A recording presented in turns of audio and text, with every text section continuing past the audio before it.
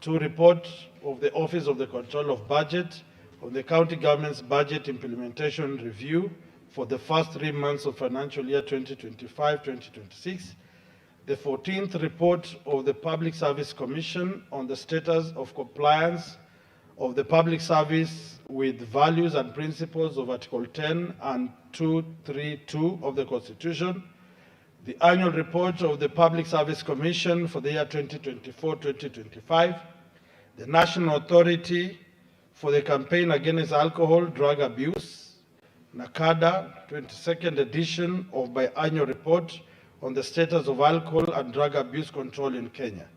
Reports of the Auditor General laid person to the Senate resolution on Tuesday, 11 November 2025 on the referral of statutory instruments and papers submitted during recess for A, the year ended 30th June 2022, and on financial statements of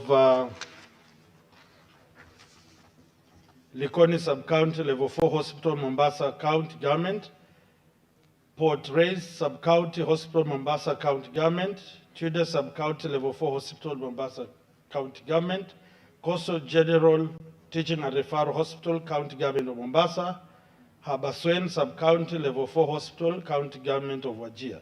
B, the year ended 30th June 2023 on financial statements of Likoni Sub-County Level 4 Hospital, Mombasa County Government, Port Reitz Sub-County Hospital, Mombasa County Government, Tudor Sub-County Level 4, Mombasa County Government, Coastal General Teaching and Referral Hospital, County Government of Mombasa, and Habaswein Sub-County Level 4 Hospital, County Government of Wajir. The year ended 30th June 2024 on financial statements of Likoni Sub-County Level 4 Hospital, Mombasa County Government, Port Reitz Sub-County Hospital in Mombasa County Government, Tudor Sub-County Level 4 Hospital, Mombasa County Government. Mrima Maternity Level 4 Hospital, Mombasa County Government, Coast General Teaching and Referral Hospital, County Government of Mombasa, Maralal Municipality, County Government of Samburu, Municipality of Kehancha, County Government of Migori, Magutuni Sub-County Hospital, County Government of Tharaka Nithi, Habaswein Sub-County Level 4 Hospital, County Government of Wajir, Kalawa Level 4 Hospital, County Government of Makueni, Kakamega County Revenue Agency Fund for 24 months period. D, the year ended 30th June 2025 on financial statements of County Executive of Kwale, County Assembly of Kwale, County Revenue Fund, County Government of Kwale, Receiver of Revenue Statements, County Government of Kwale, County Executive of Wajir, County Assembly of Wajir, County Revenue Fund, County Government of Wajir, Receiver of Revenue Statements, County Government of Wajir, County Assembly of Baringo, Receiver of Revenue Statements, County Government of Baringo, Report of the Auditor General on financial statements of the County Executive of Baringo, County Revenue Fund, County Government of Baringo, Receiver of Revenue Statements, County Government of Homa Bay, County Revenue Fund, County Government of Homa Bay, County Assembly of Homa Bay, County Executive of Homa Bay, County Government of Homa Bay, County Executive Tharaka Nithi, County Revenue Fund, County Government of Tharaka Nithi, County Assembly of Tharaka Nithi, Receiver of Revenue Statements, County Government of Tharaka Nithi, County Executive of Nakuru, County Assembly of Nakuru, County Revenue Fund, County Government of Nakuru, Receiver of Revenue Statements, County Government of Nakuru. Thank you, Mr. Speaker, sir. Next order, clerk.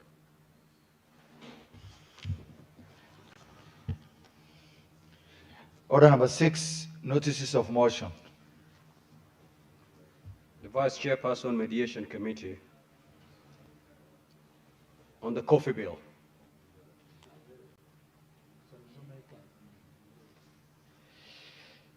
Thank you, Mr. Speaker, sir. Notice of motion, consideration of the report of the Mediation Committee on the Coffee Bill, Senate Bill 10 of 2023. Mr. Speaker, sir, I beg to give notice of the following motion: that the Senate adopts report of the Mediation Committee on the Coffee Bill, Senate Bills number 10 of 2023, laid on the table of the Senate on Thursday, 4th December 2025, and that pursuant to Article 1132 of the Constitution and Standing Order 1673 of the Senate, approves mediated version of the bill. Thank you, Mr. Speaker, sir. The Chairperson, Standing Committee on Labor and Social Welfare.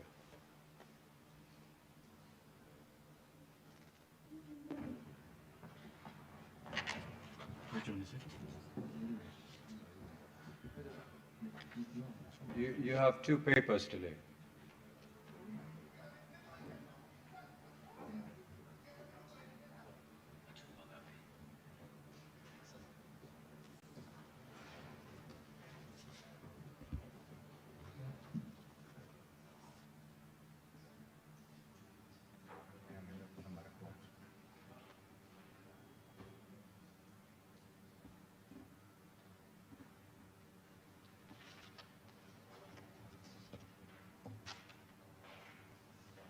Report on the Standing Committee on Labor and Social Welfare on a report on a petition to the Senate by employees of the former KCC or Cooperative Limited concerning non-payment of outstanding terminal benefits and Maziwa Sacco dues to former employees of Kenya Cooperative Creameries.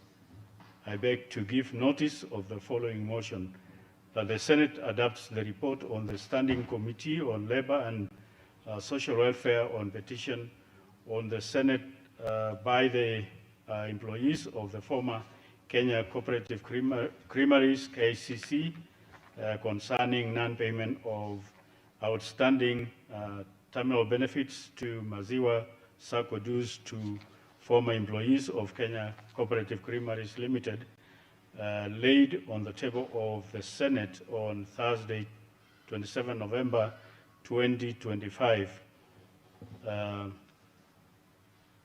Mr. Speaker, sir, I lay.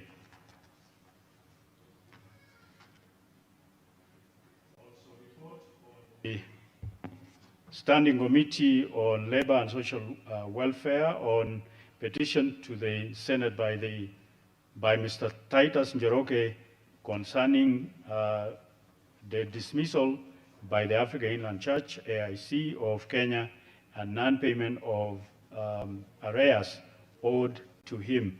Mr. Speaker, sir, I beg to give notice to the following motion: that the Senate adopts the report on the Standing Committee of Labor and Social Welfare on petition to the Senate by Mr. Titus Njoroge concerning his dismissal by the African Inland Church, AIC, of Kenya and non-payment of arrears owed to him, laid on the table of Senate on Thursday, 27 November 2025. I lay. The Chairperson, Standing Committee on Health.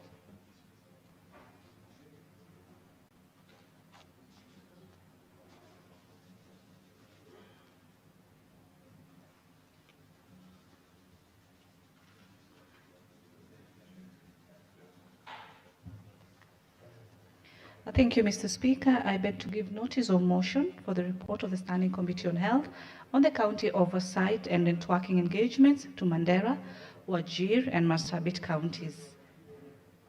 I beg to give the notice that the Senate adopts the report of the Standing Committee on Health regarding the county oversight and networking engagements to Mandera, Wajir, and Marsabit counties laid on the table of the Senate Thursday, the 2nd October 2025. Next order.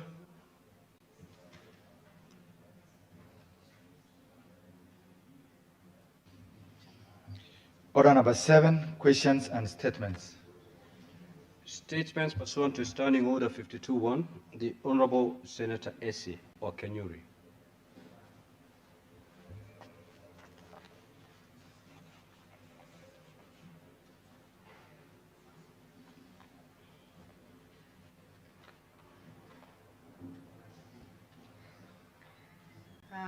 Thank you, Mr. Speaker.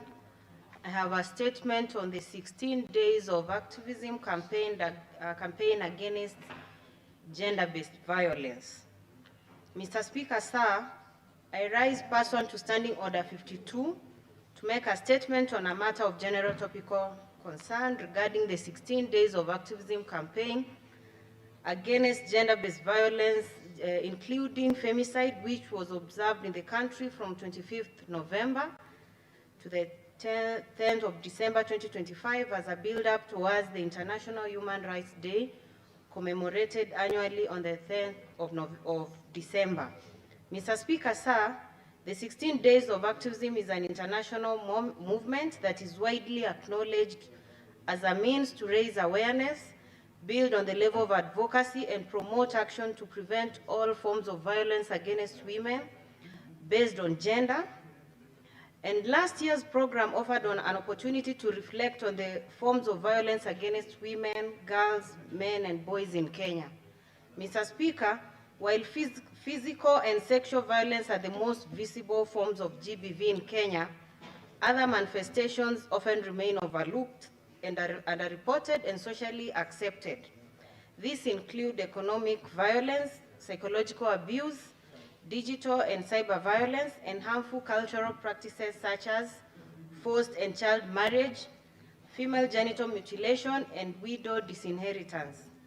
The problem of the growing prevalence of online and technology-enabled gender-based violence, such as cyber-stalking, online harassment, and non-consensual distribution of intimate images, digital surveillance, the creation and spread of gender deepfakes and hate speech targeting women and girls came out as an issue of utmost importance during last year's commemoration. These forms of violence are especially prevalent against women in public life, politicians, journalists, and human rights defenders. Further, the economic and emotional abuse commonly experienced in intimate relationships are rarely treated with the same seriousness as physical assault, despite their long-term impact on mental health and autonomy. Mr. Speaker, sir, Kenya has enacted several laws to address GBV, including the Sexual Offences Act, which is Cap 363A, which criminalizes various forms of sexual violence and sets out penalties and protective measures. Then we have the Protection Against Domestic Violence Act, which is Cap 151, which provides for protective orders and redress for survivors of domestic violence, and the Computer Misuse and Cybercrimes Act, or CAP 79C, which has legislated against several forms of technology-facilitated GBV, among others. These efforts by the states demonstrate a clear intention to address GBV. Indeed, the government's commitment to engage in policy, legal, and institutional reforms to address GBV in both the offline and online environments was reiterated by the government in the course of the campaign. This also includes the enforcement of the existing legal frameworks, digital safety, support services to survivors, and interagency collaboration with enforcement agencies, among other measures. Despite these efforts, there are notable gaps in harmonization, implementation, and enforcement of existing laws. Furthermore, there is a lack of comprehensive legal definition and recognition of femicide as a distinct offense. Mr. Speaker, sir, although campaigns are key, they should be coupled with the key actions such as budgetary provisions as well as accountability. Survivors still lack access to justice due to challenges such as fear of stigma, inadequate investigations, slow prosecution, as well as insufficient psychological or legal assistance services, especially at the county level. The devolved system of government places responsibility on county governments to aid in the coordination, prevention, and response to GBV. Despite the political will, the county government interventions have been plagued by systematic and resource challenges. Mr. Speaker, sir, I would like to emphasize that the struggle against GBV does not stop after the 16 days. It requires sustained commitment at the national level, and it should be centered around survivors while looking towards the eradication of the root causes of such violence. These causative factors include harmful social norms as well as the misuse of technology. Even though digital tools such as mobile apps, SMS-based hotlines, and online portals like Spotit have created safe and anonymous channels for survivors to seek help through offering timely reporting and referral to essential services and real-time data collection for policy planning, access disparities in rural areas and among low-income populations must be addressed to ensure equitable digital justice.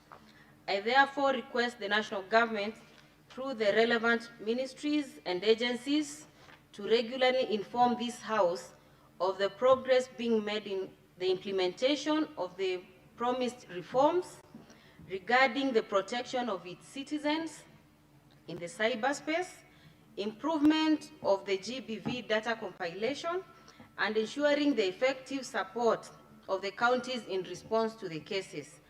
I thank you, Mr. Speaker, for this opportunity. Statement pursuant to Standing Order 53-1. The Honorable Senator for Kisii County, Senator Richard Onyonka. That statement is dropped. The Honorable Senator for Nandi County, Senator Samson Cherake.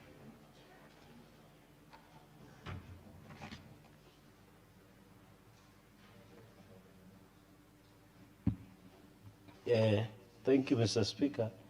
I have two statements and I request to read them concurrently. Request for statement on the exit of Kenya Airways from Eldoret International Airport.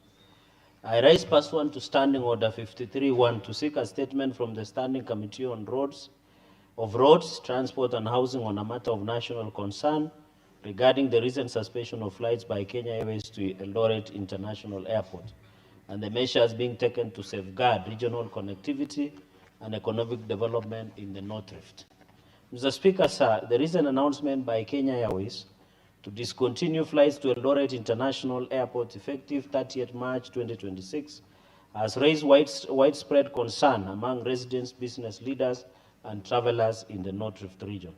Less than 2 years after relaunching the route, the withdrawal cited as part of operational efficiency and route optimization has left Jambojet as the sole operator, thereby limiting travel options, reducing competition, and undermining the strategic importance of Eldoret International Airport. This decision carries a broader implications for investor confidence, tourism, and regional and economic development. In the statement, Mr. Speaker, sir, the committee should address the following: the specific factors that led to Kenya Airways withdrawal from Eldoret route, including the consultation undertaken with stakeholders in Uasin Gishu County and the wider North Rift region prior to the decision. Number two, Mr. Speaker, sir, whether there was an assessment carried out on economic, social, and connectivity on Kenya Airways' exit on business, travelers, and the regional economy. Number three, Mr. Speaker, the measures being taken by the Ministry of Roads, Transportation, and Infrastructure to ensure that the Eldoret International Airport remains a viable hub for passenger and cargo traffic despite the withdrawal. Number four, Mr. Speaker, the long-term strategies in place to strengthen domestic air connectivity and prevent abrupt withdrawal of services by national carriers or national carrier in future. Number five, Mr. Speaker, the immediate steps being taken to encourage other airlines to expand services to Eldoret International Airport. Number six, Mr. Speaker, the steps being taken to address the inconvenience faced by passengers, including Kenya Airways tickets affected by the withdrawal of the airline, including rebooking, refunds, and communication with the affected travelers. Number seven, Mr. Speaker, the mechanisms in place to ensure that the future decisions by national carriers or national carrier on domestic routes are made transparently and with adequate notice to the public. And finally, Mr. Speaker, sir, whether there are prospects of Kenya Airways resuming flights to Eldoret International Airport in the future and the conditions or policy interventions that would make such a return viable. Mr. Speaker, with your indulgence, My second statement, request for a statement on the assault of youths by police officers in Nandi Hills town early this year while playing a pool game. Mr. Speaker, sir, I rise pursuant to Standing Order 53-1 to seek a statement from the Standing Committee on National Security, Defense and Foreign Relations on a matter of county-wide concern regarding the assault of youth by police officers in Nandi Hills town while playing a pool game, which is not illegal in this country, Nandi County, and the measures being taken to ensure accountability and justice for the victims. Mr. Speaker, sir, on the night of 10 January 2026, at around 10 p.m., police officers of RDU stormed an entertainment establishment in Nandi Hills town and assaulted several youths who were playing a game of pool, leaving some of the youth nursing injuries. In the statement, Mr. Speaker, sir, the committee should address the following: the status of investigations in the assault, including the agencies leading the inquiry, timelines, and any other interim findings to date. Number two, Mr. Speaker, the disciplinary, administrative, or criminal actions taken against police officers involved, including any steps to ensure individual and command responsibility. Number three, Mr. Speaker, the circumstances and the basis for entering the entertainment establishment and whether the actions taken complied with applicable laws, regulations, and policing standards. Number four, Mr. Speaker, the nature of injuries sustained by the youth, medical treatment received, the socio-psychological support provided, and any compensation or victim support measures in place. Mr. Speaker, number five, the safeguards and oversight mechanisms currently in place to prevent police brutality and abuse of authority, including and across the country, including how these mechanisms are being enforced and any gaps being identified. And finally, Mr. Speaker, the measures being taken to restore public confidence in law enforcement in Nandi Hills town and Nandi County and across the country, including the community engagement and proposed police reforms to address the professional misconduct by the police. I thank you, Mr. Speaker, sir. Senator for Tharaka Nithi County, the Honorable Senator Mwenda Gataya. Let me read it from there.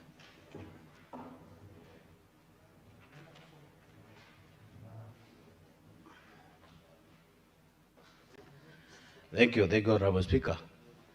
Mr. Speaker, I rise pursuant to Standing Order 53-1 to seek a statement from the Standing Committee on Education on a matter of national concern regarding the plight of grade 10 learners across Kenya. Mr. Speaker, sir, the transition of learners into grade 10 has exposed significant challenges within the education sector, including financial barriers, preventing some students from reporting to school, inadequate capitation for senior secondary schools, shortage of teachers, and strained infrastructure, particularly in rural and semi-arid lands, that is, hustle areas. The situation has raised widespread concern among parents, learners, and stakeholders, as it directly affects equitable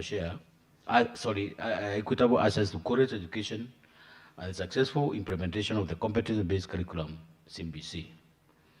In the statement, Honorable Speaker, the committee should address the following: the measures being taken to support learners who have not reported to school due to financial constraints, to assess quality education regardless of their background and or socio-economic status.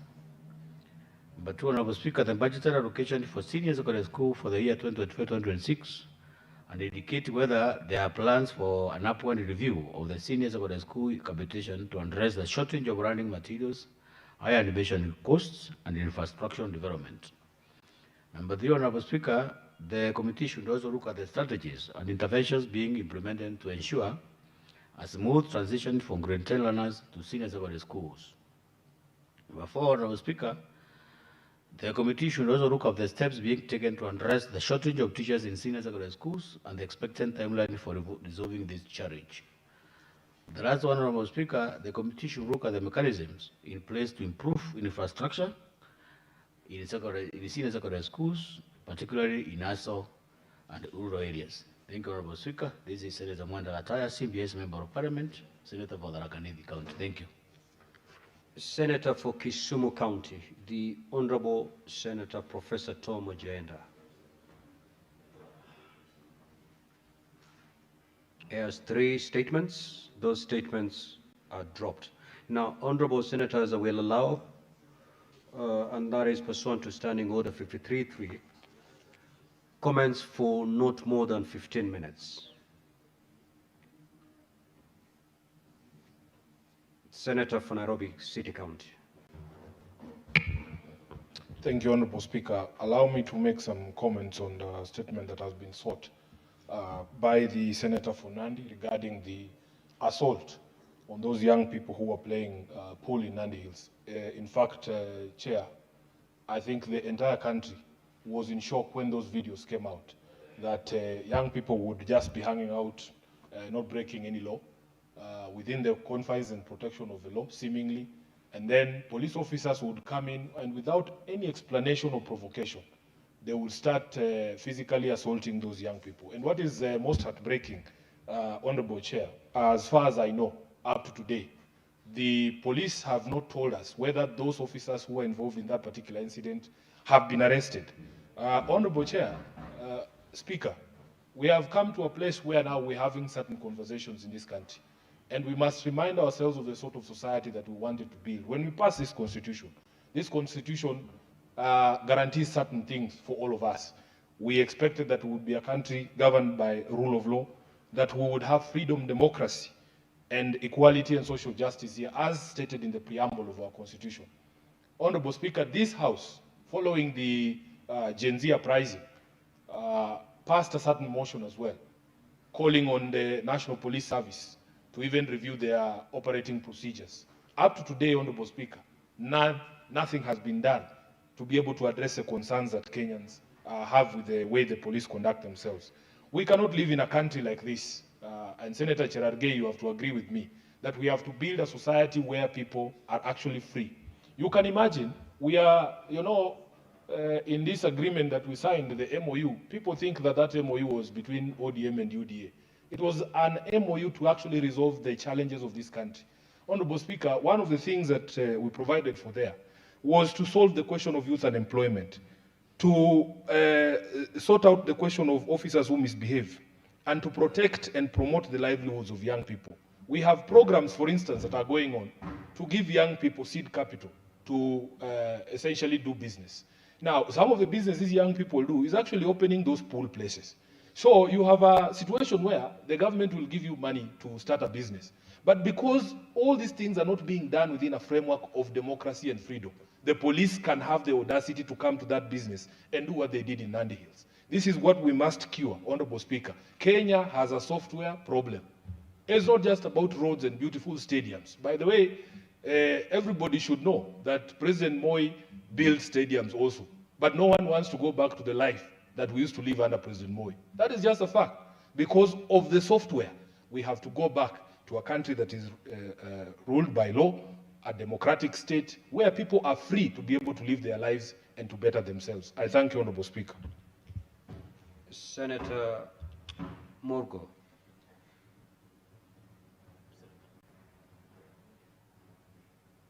Senator Essie, you keep it under 3 minutes. Thank you, Mr. Speaker. I want to support the statement by Senator Cherargei and just pause to wonder, if you watch those clips online, it's really sad, and I wonder whether we have a law which requires the innocent members of the public to keep walking with the identification cards, or it's a way the police are using to extort money from already poor young people who have nothing to put on the table, Mr. Speaker. And sad enough that no arrests have been done yet, Mr. Speaker. So I really feel we do not need to put a blind eye to this matter, because when you keenly watch the video, the National Police Service should by now be informing members of the public what indeed transpired and any actions which have been taken. And finally, Mr. Speaker, to support the statement by the Tharaka Nithi Senator, it's not just on grade 10 learners. Just the other day on Monday, I was taking a student who is a young girl with disability, admitting her to a technical training institute. in Keroka, Kisii. And I can tell you, whatever I realized, these people still undergo several challenges. Why would a person living with disability have to pay total school fees upon admission and pay total school fees for the examinations? I thought it needs to be easier for them than the other students who can actually do that without any troubles. So apart from the grade 10 learners, I think the ministry needs to give special consideration to students who want to learn but are orphans and able differently, so that they do not have to undergo the hassle that I witnessed just the other day when I was admitting that student. And I'm imagining, now I was doing that as a member of parliament, imagine any other ordinary parent who is seeking to admit their students, Mr. Speaker. So let the committee get down to the real issues, and the ministry comes to recommend on how best we accommodate such cases. Thank you. Senator John Newton.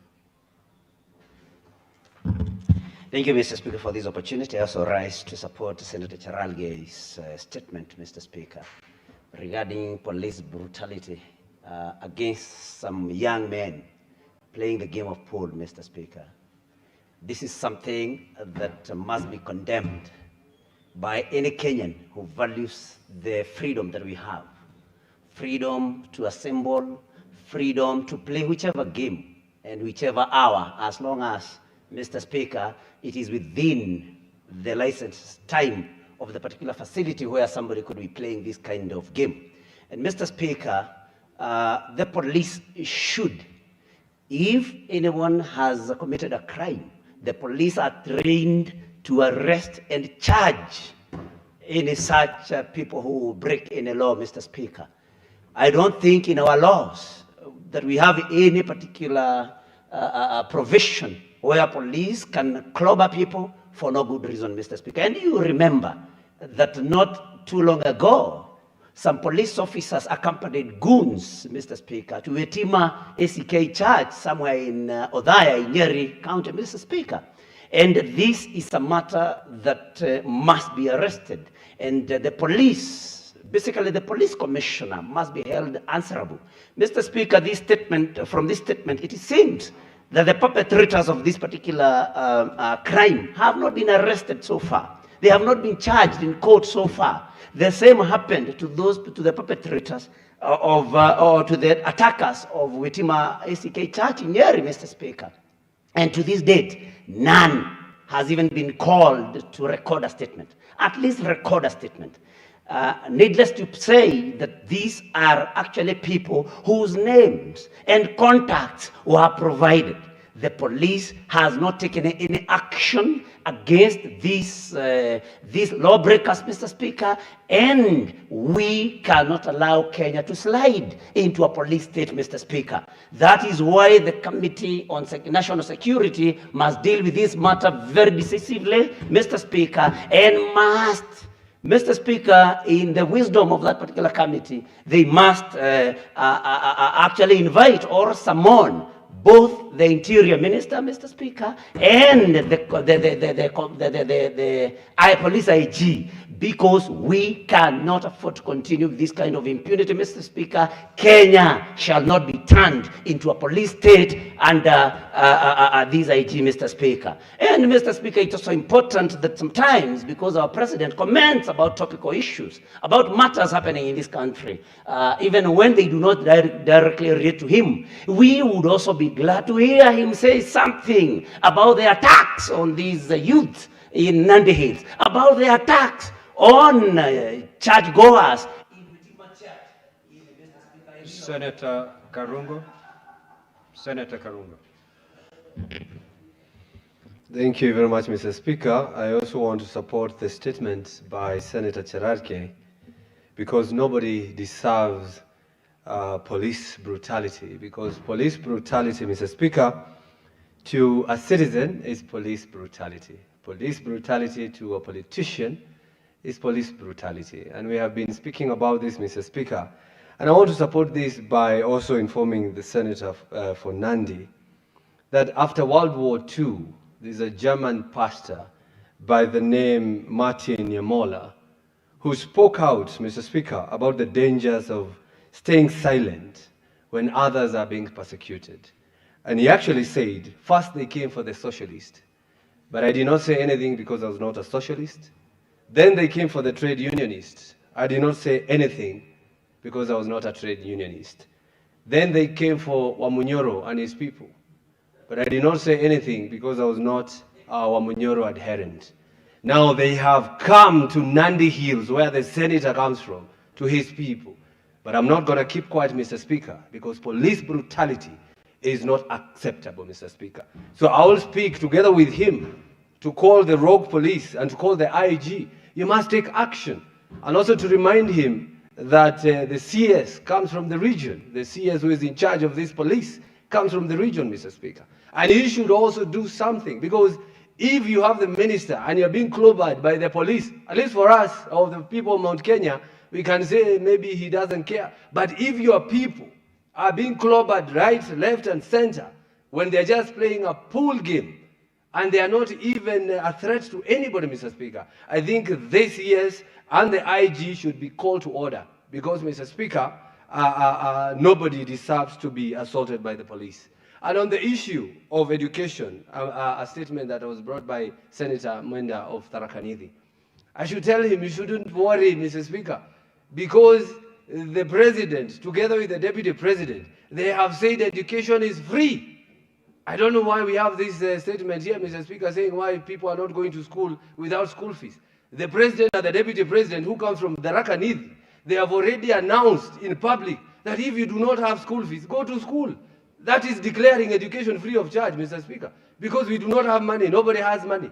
So I don't know why we're even discussing this issue. But again, we're being vindicated that what they say on podium is something very different on location, Mr. Speaker. So, Senator Mwenda, just tell your people to go to school. It is free. Thank you. Senator Wakoli.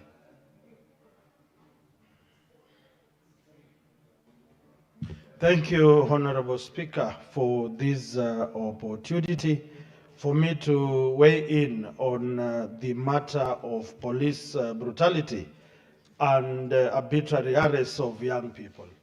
Honorable Speaker, we are enjoying the fruits of freedom fighters. We are enjoying the fruits and the labor and the sweat of serious leaders.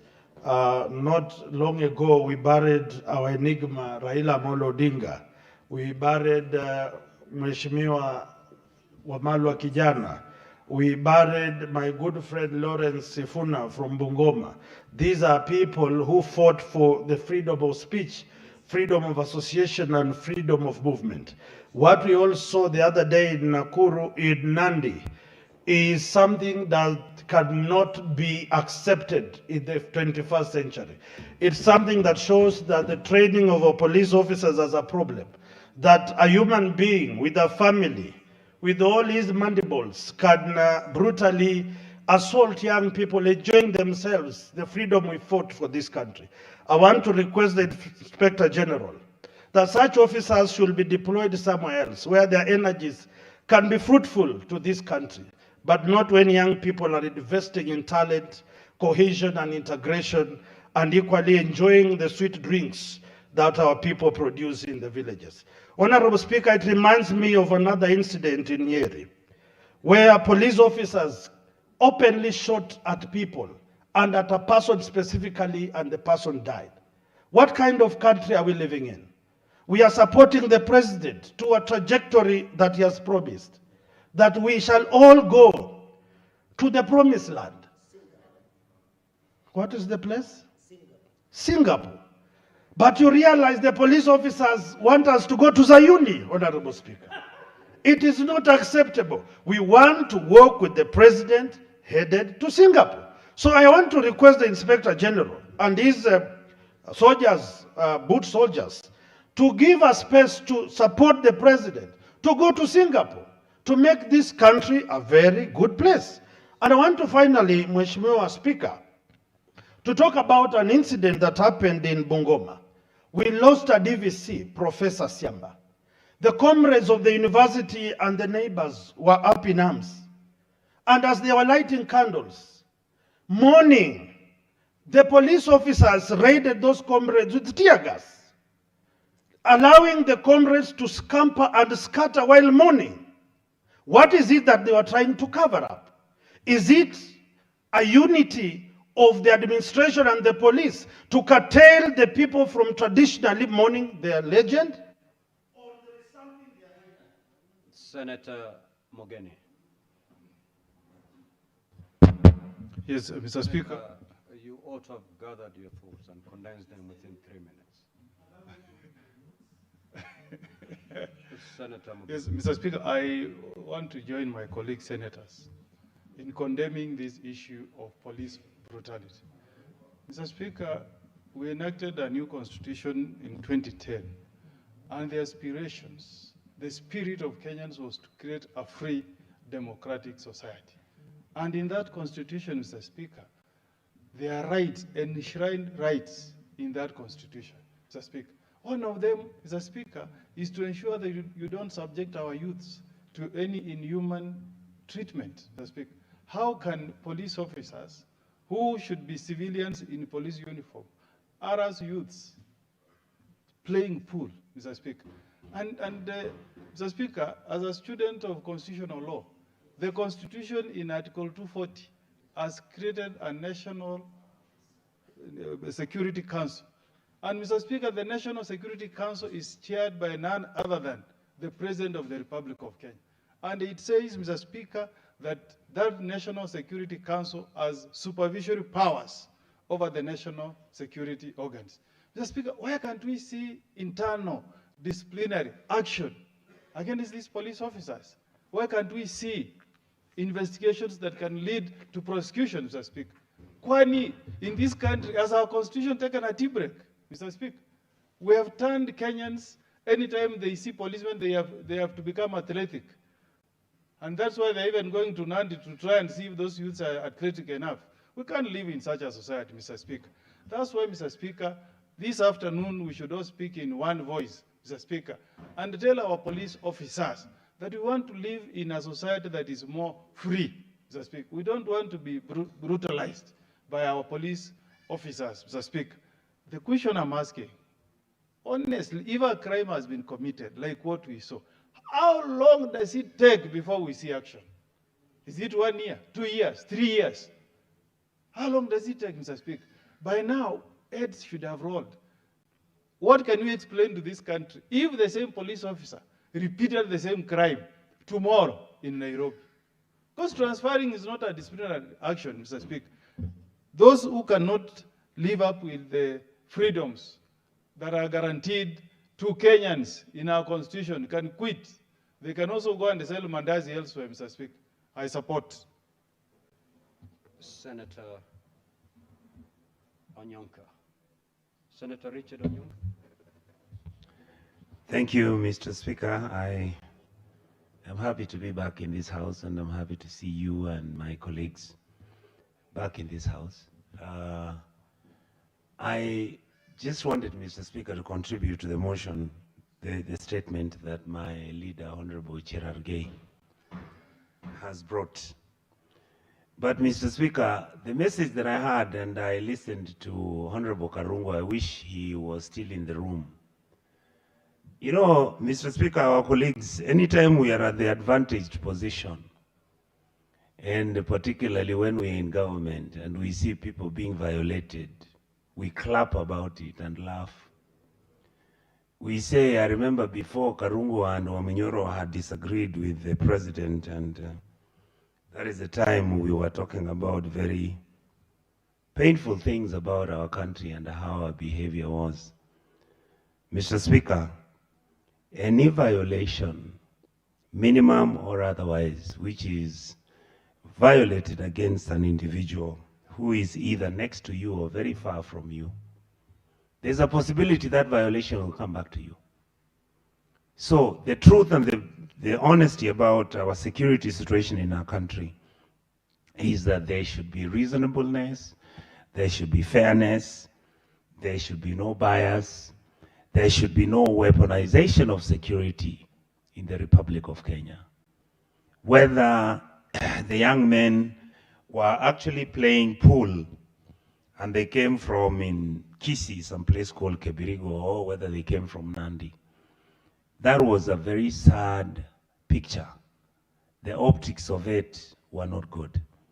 And I really hope that soon, because of this statement, I hope that we'll be able to call the IG and get an opportunity to interrogate, and maybe, if there's anything, just advise him what he should and what he should not do. And sir, Mr. Speaker, these things are related. The event where we saw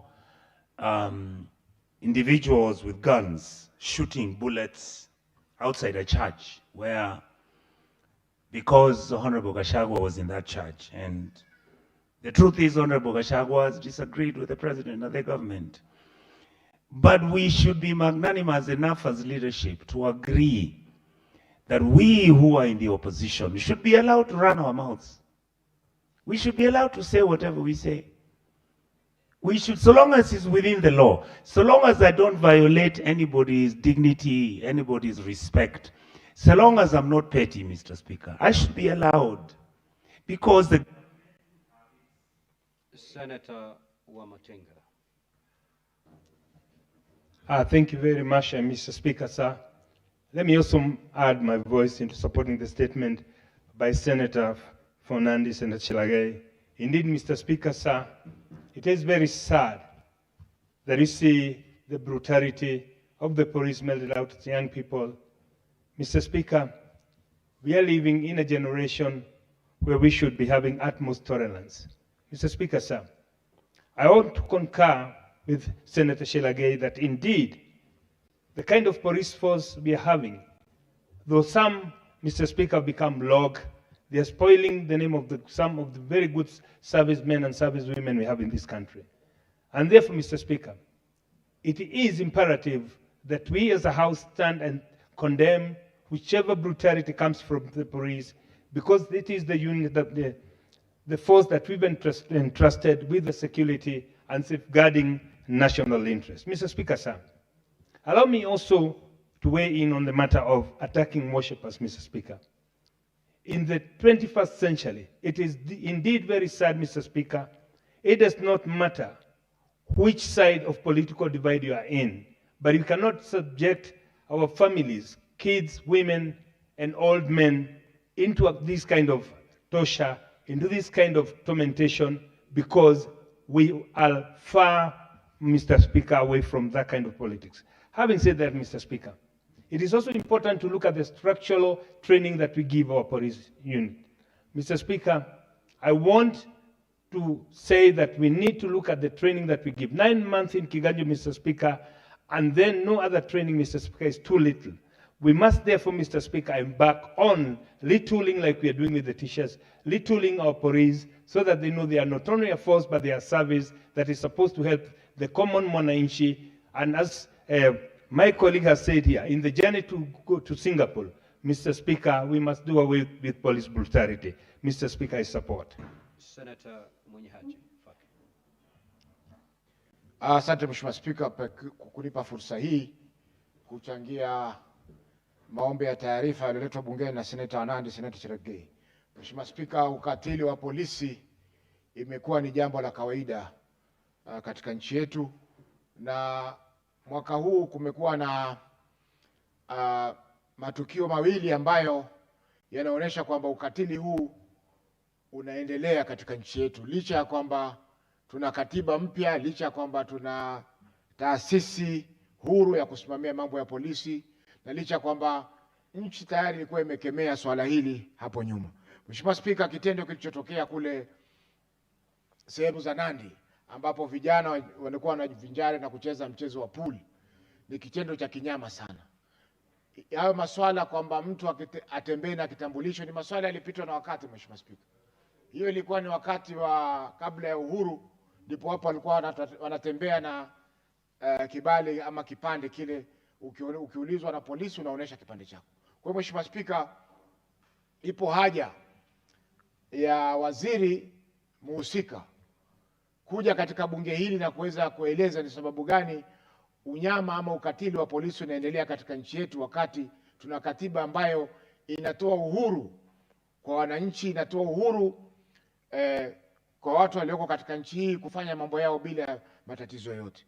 Mheshimiwa Spika, masuala mengine kama yale ya kule Nyeri Othaya, ambapo risasi za vitoa machozi vilitupwa katika kanisa, ni mambo ya kusikitisha kwa wakati huu. Mheshimiwa Spika, tumeona kwamba bado polisi wetu licha ya kwamba wameweza kupewa mtaala mpya wa kusoma, wameweza kufundishwa sheria mpya, lakini bado wana ile fikra za kikoloni kwamba yeye lazima akufanyie unyama wewe kama raia.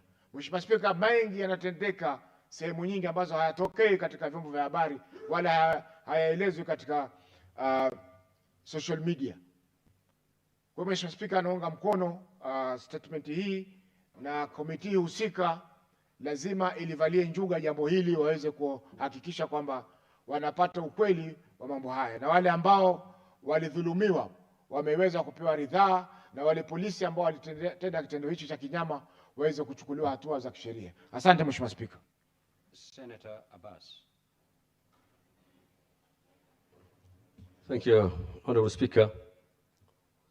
I want to also join my colleagues to support the statement of Senator for Nandi. Honorable Speaker, well, I think I am not surprised because I come from a state where it became a police state. And it's the order of the day for police harassment, and we have taken it normal. But it's good to hear that today the same thing is happening in Nandi. Honorable Speaker, you'll be surprised. The Kenyan police, actually, the way they act is so unfortunate that but the police officers are supposed to be friendly. That's why Kenyans who are affected or who have problems should run to, but not to run away from the police stations and police officers. Honorable Speaker, I came from Wajir and I want to travel to Nairobi. In every stage where you pass, the buses and the vehicles traveling are stopped, inspected. The passengers have been told to drop their bags. And it's actually, you get surprised that where are we? Are we really in a state of a police state or really an independent country like Kenya? Honorable Speaker, I think our police needs to be retained. And if needs to be, I think we need to have new police officers because they seem to not be appreciating their work. Because the other day I was shocked when I saw young kids and mamas in the church being tear gassed. This is actually very unfortunate. Very, very unfortunate. These people are innocent. We may be looking for one individual and we have trying to harass people there. I was also shocked when I saw hooded people. I don't know who they were. I don't know whether they were bandits, whether they were officers. You know, damaging very expensive cars where bullets have been hit to the engines, very, very expensive cars. I think that kind of situation cannot be allowed in this country. Honorable Speaker, I think it's a high time this House takes these challenges and I invite all the leaders of the police officers, the minister, at least to say why people in a church or in a mosque should be tear gassed, especially where there are children there. There are mamas who are even pregnant, hey mamas. So I think it's a high time that you must have some human faces. The police officers must be welcoming. You get surprised when you're traveling, you see 100 and many police officers and traffic officers along the roads. You wonder, instead of having all those officers there, why don't they take them to northern Kenya, take them to Turkana where the bandits are, so they can go and fight and save the Kenyans? Thank you so much, Speaker. Senator Seki. Thank you, Honorable Speaker. I also join my colleagues on this issue from Senator Cherargei, where we have a problem on this, the Kenya police and even the harassment and brutality of Kenyans. Honorable Speaker, I have an incident in my county where just recently we had a problem where police killed one citizen of Kajiado, and another young man also is seated now. He's right now in the hospital, in the ICU. It is a big issue which has been a problem in the whole country. Honorable Speaker, as I joined my colleagues to condole this issue and even to see how the Kenyans can be saved in this police brutality, Honorable Speaker, I don't know how we can really bring this to an end, because it seems like they have a direction, or they have a directives. Kenya Police have a directives.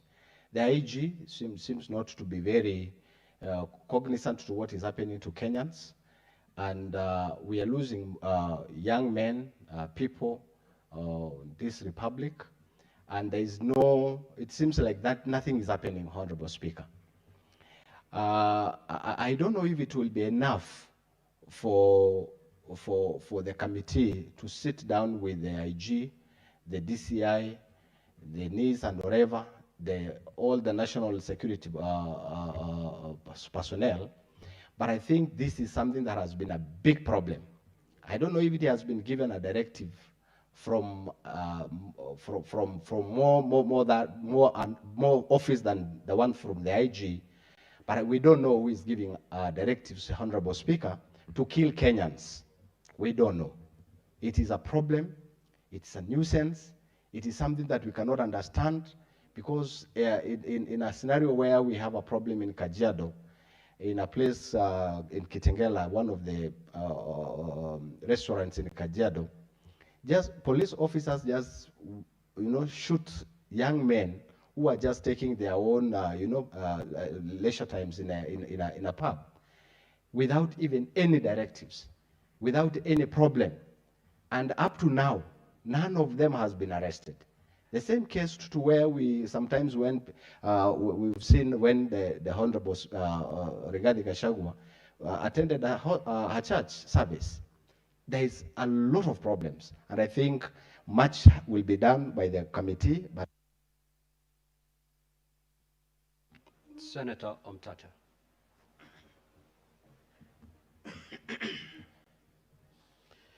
Thank you, Mr. Speaker, sir. I rise to support both motions, both statements.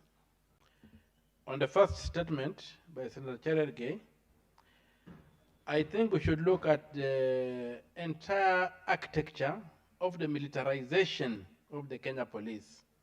When you look at the origins of the Kenya Police, it began off as an occupation force to dominate, control, and oppress the local population.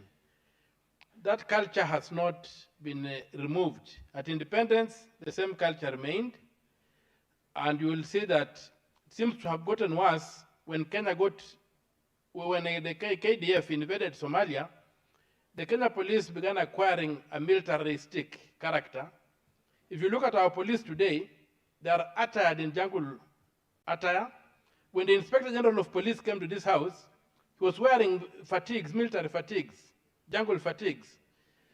That militarization of the police needs to be addressed so that the police can go back to a civilian force, not an occupation force. And that's where the problem lies. We must look at that issue, because if you saw what happened in Nandi, it was an expression of oppression and domination and control. So the police are not supposed to be controlling, oppressing, and doing all those kind of things. So we need to go back and look at the systemic issues that make the police so militarized in their approach to issues and not to be civil. Regarding education, there are so many kids not going to school. There's a challenge, like there's no money in this country. And that is not something that is an act of God. It's an act of the Kenya Kwanza government. This government has made sure that people do not have disposable income by imposing unnecessary taxes, which when that money is collected, is then repatriated to go and pay odious debts. So we need to come down and address the question of taxation in this country so that there can be disposable income for families to run around. You find so many people not going to school today because the middle class in Kenya subsidizes the state. They send M-Pesa to pay bills for hospital, they send M-Pesa to help school fees, and so forth. Now, when these people, when the pay slips are stripped of disposable income, these people are not able to play the critical role they've been playing of keeping the society going.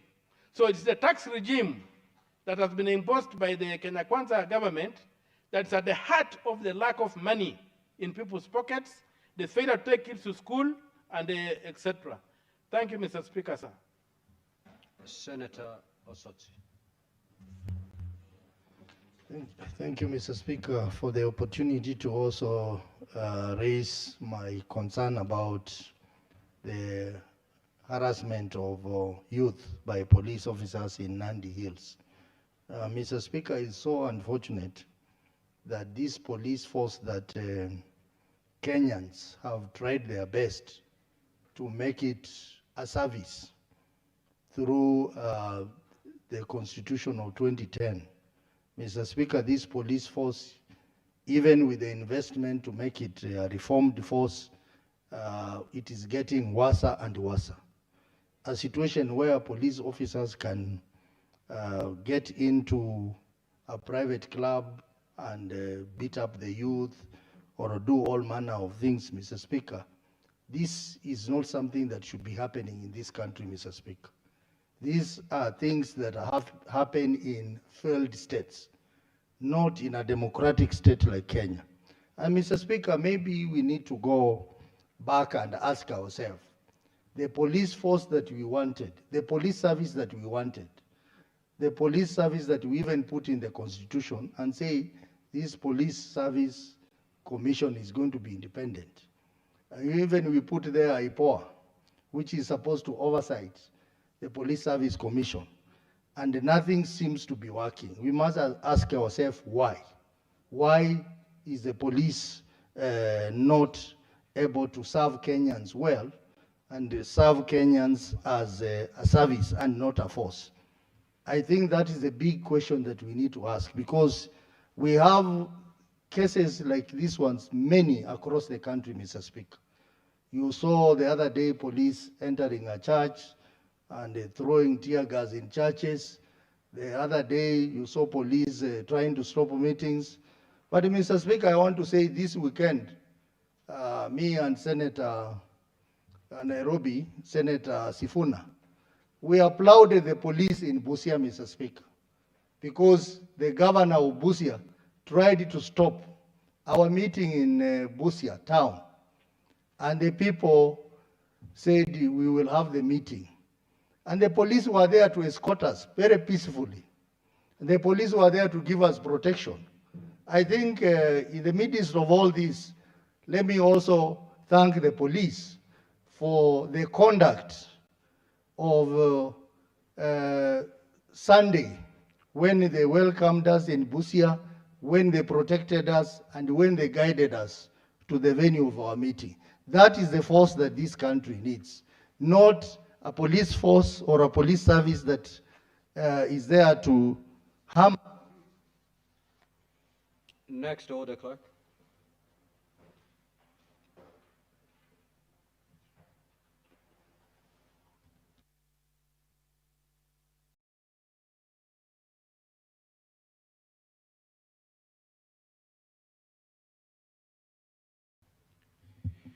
Order number 8, procedural motion.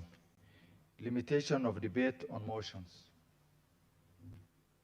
The Senate Majority Leader.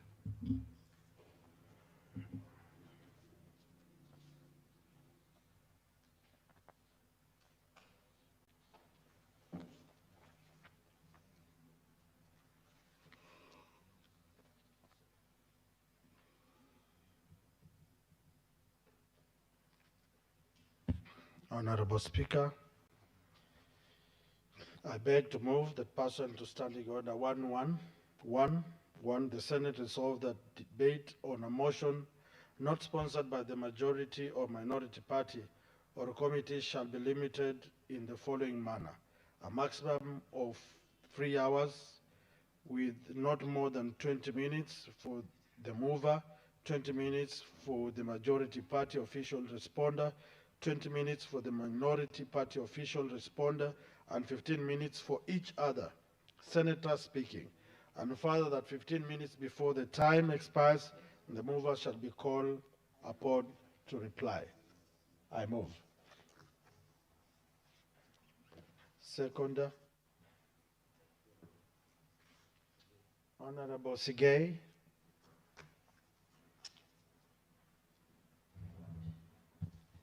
Mr. Speaker, I second the motion.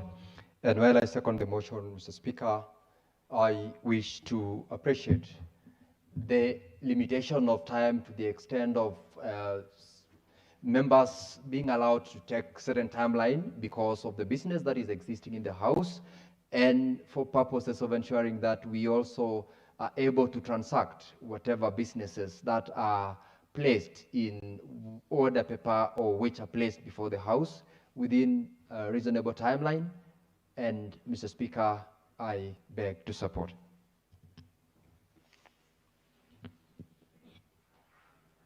Now, honorable senators, I will now propose the question.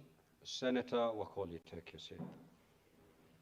Now, pursuant to Standing Order 111.1, the Senate resolves that debate on a motion not sponsored by the majority or minority party or a committee shall be limited in the following manner. A maximum of 3 hours with not more than 20 minutes for the mover, 20 minutes for the majority party official responder, 20 minutes for the minority party official responder, and 15 minutes for each other senator speaking. And further, that 15 minutes before the time expires, the mover shall be called upon to reply. Now, honorable senators, this is a procedural motion. With your concurrence, I may proceed to put the question so that you can vote on the same. Do I have your concurrence? Yes. Clerk, do you have quorum? So ring the quorum bell, Sergeant at Arms, for 10 minutes.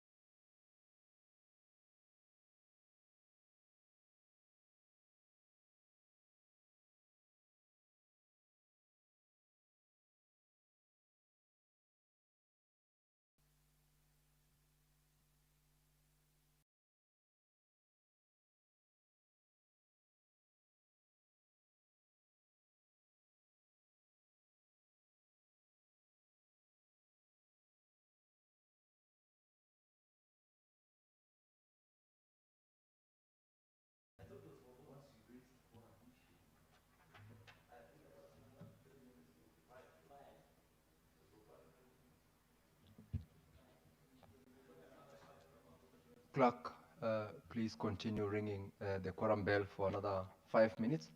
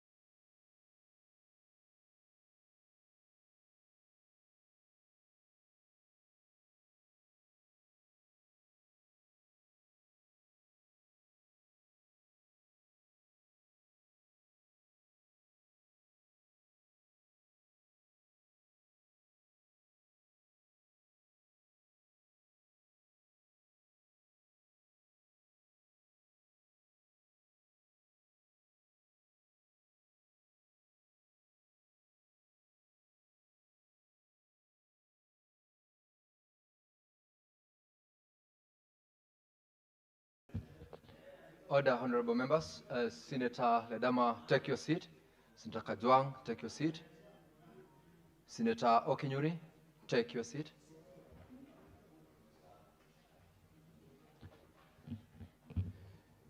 Now, honorable senators, having attained the quorum, I will proceed to put the question that pursuant to Standing Order 1111, the Senate resolves that debate on a motion not sponsored by the majority or minority party or a committee shall be limited in the following manner. A maximum of 3 hours with not more than 20 minutes for the mover, 20 minutes for the majority party official responder, 20 minutes for the minority party official responder, and 15 minutes for each other senator speaking. And further, that 15 minutes before the time expires, the mover shall be called upon to reply. Now, honorable senators, will as many as of that opinion say aye? Aye. Will as many as of a contrary opinion say nay? The ayes have it. Clerk, we move to the next order. Order number 9, procedural motion. Limitation of debate on adjournment motion. Senate Majority Leader.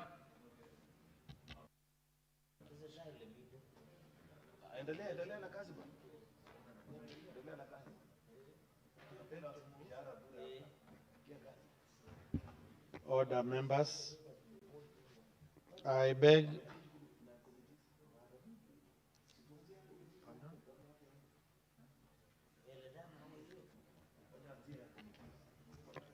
Thank you, Mr. Speaker, sir. I beg to move that notwithstanding the provisions of Standing Order 1114, the debate on any motion for the adjournment of the Senate to a day other than the next normal sitting day in accordance with the calendar of the Senate shall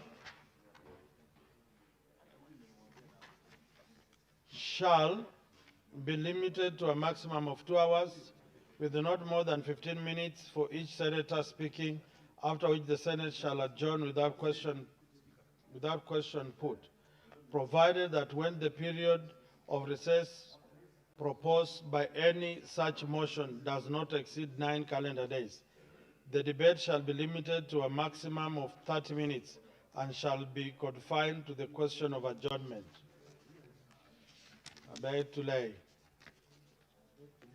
I beg to move and request Honorable Cheregei, now that you are on your feet, to proceed.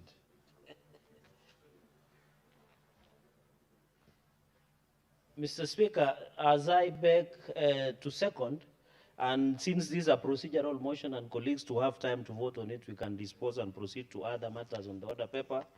I think these are very important. These are procedural matter as per our standing orders.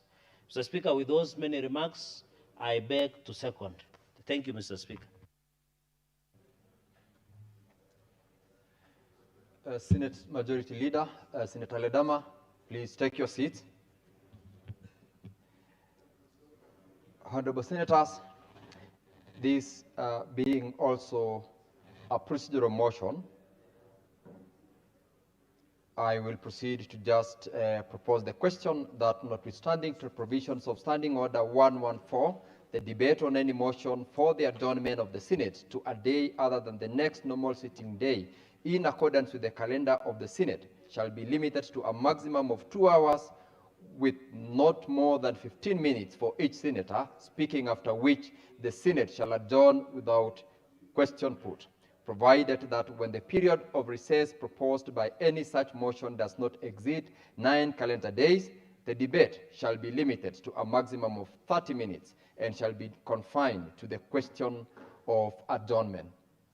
As I have alluded, honorable senators, with your concurrence, I will proceed to put the question because this is another procedural motion, just like the previous one we dealt with.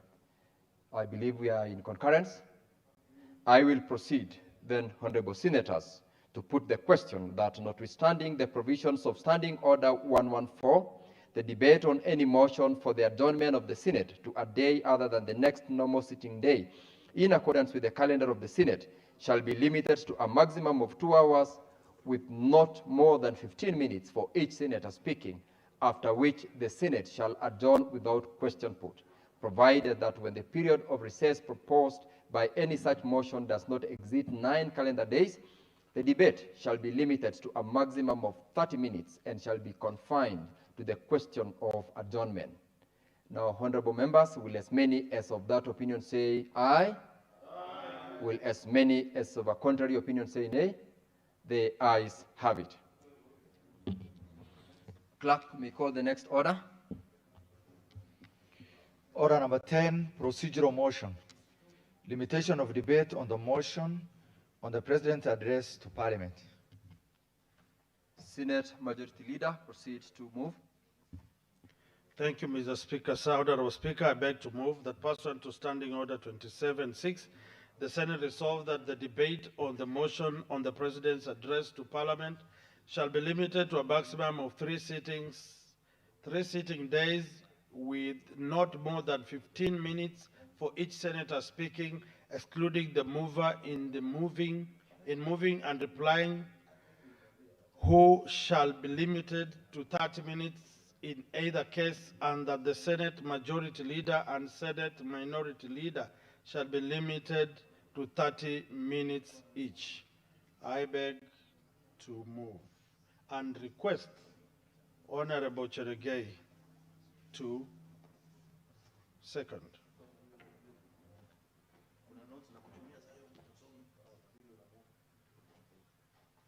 Mr. Speaker, this is another straightforward motion, and as I rise to second, is as per our standing orders, Mr. Speaker, this will increase efficiency, efficacy, and effectiveness of the House to be able to transact most of these motions in good time and in line with our standing orders as anchored in Article 123 of the Constitution of Kenya.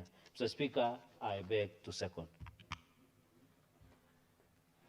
Honorable senators, I now propose the question that pursuant to Standing Order 27.6, the Senate resolves that the debate on the motion on the President's address to Parliament shall be limited to a maximum of 3 sitting days with not more than 15 minutes for each senator speaking, excluding the mover in moving and replying, who shall be limited to 30 minutes in either case, and that the Senate Majority Leader and the Senate Minority Leader shall be limited to 30 minutes each. Honorable senators, similarly, this being a procedural motion, with your concurrence, I will proceed to put the question. Now, pursuant to Standing Order 84.1, honorable members, this matter does not affect counties, and I will proceed to put the question that pursuant to Standing Order 27.6, the Senate resolves that the debate on the motion on the President's address to Parliament shall be limited to a maximum of 3 sitting days with not more than 15 minutes for each senator speaking, excluding the mover in moving and replying, who shall be limited to 30 minutes in either case, and that the Senate Majority Leader and the Senate Minority Leader shall be limited to 30 minutes each. Now, will as many as of that opinion say aye? Aye. Will as many as of a contrary opinion say nay? The ayes have it. Clerk, proceed to call the next order. Order number 11, procedural motion. Referral of statutory instruments and papers submitted during recess. Majority Leader. Thank you, Honorable Speaker.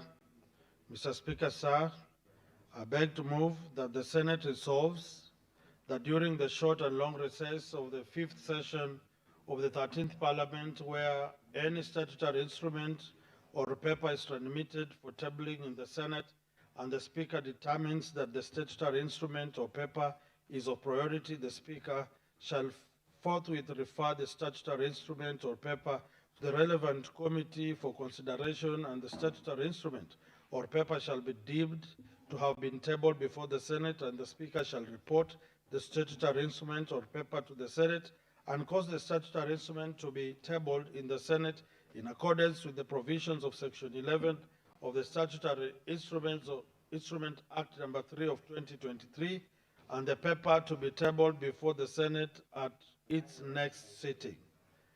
I request Senator Cherargei to rise and move. To second. And second, Honorable Speaker, sorry. Mr. Speaker, as I second, I am impressed with the efficiency of the Senate Majority Whip. I saw even on the weekend when they were barring Professor Samba, although he was being intimidated, but he stood his ground. We are proud of what you are doing. So, Speaker, this is another procedural motion, especially on issues of Statutory Instruments Act. I think as a House, we have made a decision that is very clear, that those statutory instruments must come to the floor of the Parliament and be approved. We have seen ministers and other people who have power to create instruments trying to bypass Parliament. Mr. Speaker, this is a warning that they should not, they should follow the law. So, Speaker, since this is a procedural motion and anchored under Article 124 on powers of the committees and standing orders, I beg to second. I thank you, Mr. Speaker. Honorable Senators, I now propose the question that the Senate resolves that during the short and long recesses of the 5th session of the 13th Parliament, where any statutory instrument or paper is transmitted for tabling in the Senate, and the Speaker determines that the statutory instrument or paper is of priority, the Speaker shall forthwith refer the statutory instrument or paper to the relevant committee for consideration, and the statutory instrument or paper shall be deemed to have been tabled before the Senate, and the Speaker shall report the statutory instrument or paper to the Senate and cause the statutory instrument to be tabled in the Senate in accordance with the provisions of Section 11 of the Statutory Instruments Act, Act number 3 of 2023, and the paper to be tabled before the Senate at its next sitting. Honorable members, similarly, this is also a statutory motion, a procedural motion, and I, with your concurrence, will proceed to put the question. Having also determined that this matter does not affect counties, I will proceed to put the question that the Senate resolves that during the short and long recesses of the 5th session of the 13th Parliament, where any statutory instrument or paper is transmitted for tabling in the Senate, and the Speaker determines that the statutory instrument or paper is of priority, the Speaker shall forthwith refer the statutory instrument or paper to the relevant committee for consideration, and the statutory instrument or paper shall be deemed to have been tabled before the Senate, and the Speaker shall report the statutory instrument or paper to the Senate and cause the statutory instrument to be tabled in the Senate in accordance with the provisions of Section 11 of the Statutory Instruments Act, Act number 3 of 2023, and the paper to be tabled before the Senate at its next sitting. Now, honorable members, will as many as of that opinion say aye? Aye. Will as many as of a contrary opinion say nay? The ayes have it. Clerk, call the next order. Order number 12, the Kenya National Council for Population and Development Bill, National Assembly Bills number 72 of 2023. Second reading. Senate Majority Leader. I thank you, Mr. Speaker. Mr. Speaker, I beg to move that the Kenya National Council for Population and Development Bill 2023 be now read a second time. Mr. Speaker, this is a very important bill. This bill is a National Assembly bill, actually, number 72 of 2023, which our colleagues in the National Assembly have considered and duly now forwarded here to the Senate for consideration. Mr. Speaker, this bill, by and large, in a nutshell, seeks to establish properly in statute this state corporation. As it is today, this government agency is actually set up only under legal notice. I think legal notice number 12 of 2004. And it's a very important government agency, Mr. Speaker. You know that population is not a very small matter in this country. There has been controversy. Even as we speak today, Mr. Speaker, you know that the last census of 2019, I think, certain sections of it were actually successfully challenged in court. And today, even as we do division of revenue and government planning and all those things, Mr. Speaker, many of those things actually are just being guided by, I think, guesswork. Because what do you do in the sense that a population census has been carried out, challenged in court, Mr. Speaker, and I'm disappointed that there were no sanctions to the particular officers. If the court was convinced that either figures were inflated or the census was not carried out accordingly, Mr. Speaker, then the duty-bound officers, the people who undertook that exercise, if the court indeed agreed, Mr. Speaker, that there was interference from mandarins from I don't know where, Mr. Speaker, then there should have been sanctions on those public officers. You know, the problem in this country, Mr. Speaker, is that there are never sanctions for individuals who bungle public exercises. You will cancel an election, you will cancel maybe a title that was allotted, you will cancel a certain transaction, but there has never been a decision. And I wish that we had more bold judges in our judiciary who will actually look at civil servants who participate in such exercises that end up costing taxpayers money and send them to jail, so that people begin to appreciate that when you are charged with the responsibility of being a public officer, Mr. Speaker, you take it seriously and do justice in the interest of the people.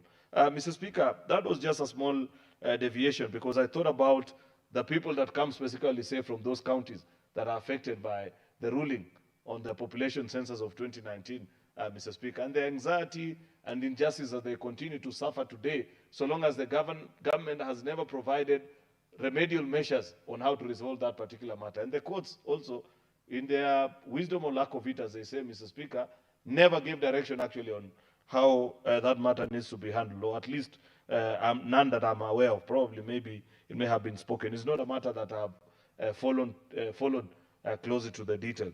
Therefore, this council, Mr. Speaker, is a very important council, because, like we said, Senate as a house and the national government needs to pay close attention to this.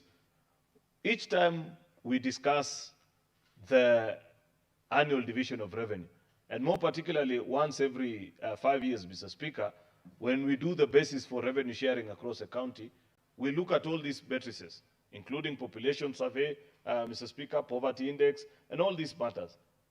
The information that we use, Mr. Speaker, is provided for us by credible government agencies like Kenya Bureau of Statistics, Mr. Speaker, and Kenya National Bureau of Statistics and such agencies. This will be one such agency, Mr. Speaker, where on matters to do with the population survey and development, they will have a say. But, Mr. Speaker, it's my hope that their research and findings and studies will not just gather dust in government offices. You know, Mr. Speaker, I am proud of the work that this House, and it's only that people don't follow the work of Senate quite closely. It was this House, Mr. Speaker, that made a decision in 2016, for example. Previously, you know, on conditional grants, Senator Kajwang may remember this, that somebody will sit at Treasury and allocate projects haphazardly without no basis or reference to any particular order. It took the decision of this Senate, Mr. Speaker, through their Finance Committee to say no to the National Treasury and decide that there has to be a structured way in which conditional grants are sent equally and equitably to all the 47 counties of the country. That is a kind of decision-making that we expect from bodies such as this, Mr. Speaker, that their decisions will lead us actually so that you have a fully prosperous country, Mr. Speaker, without due consideration to any other political affiliation. The unfortunate thing, Mr. Speaker, is that for the last 60 years, and this is a reality which nobody can challenge, is that there is a clear indication that regions that have produced either presidents or senior government officials have benefited unduly to the exclusion of regions, certain regions of the country. It is because we have not mastered the art, Mr. Speaker, of looking our country as an entire unit, that we still consider that even matters development, Mr. Speaker, are issues of political considerations. And it is a difficult conversation which, unfortunately, the country must have. Even now, as we speak today, you know, there has been a very ugly spat of late, led by a very incompetent fellow that we kicked out by an impeachment vote in this House, Mr. Speaker, trying to besmirch, Mr. Speaker, the leadership from Northern Kenya. Mr. Speaker, that debate cannot be had in full without due consideration of where the entire 100% of the budget has gone over the years, Mr. Speaker. We can speak about CDF. You can speak about equitable share, Mr. Speaker, but that is barely 20%. What about the 80%, Mr. Speaker? That is a conversation that needs to be had as a country, looking at Kenya as an entire republic and knowing that there are regions that have been undermined by successive regimes, Mr. Speaker, and that is why we have all those details. In this bill, Mr. Speaker, because I mentioned that this bill actually is one to anchor this board in law, Mr. Speaker, so that they do all those things, responsibilities that have been listed, Mr. Speaker, asking this board what are the objectives, for example, of the council, which is to be the focal point on matters relating to population and development, develop and review and coordinate implementation of national population policy at regular intervals. Mr. Speaker, I don't like the language that is used here. I have to be precise.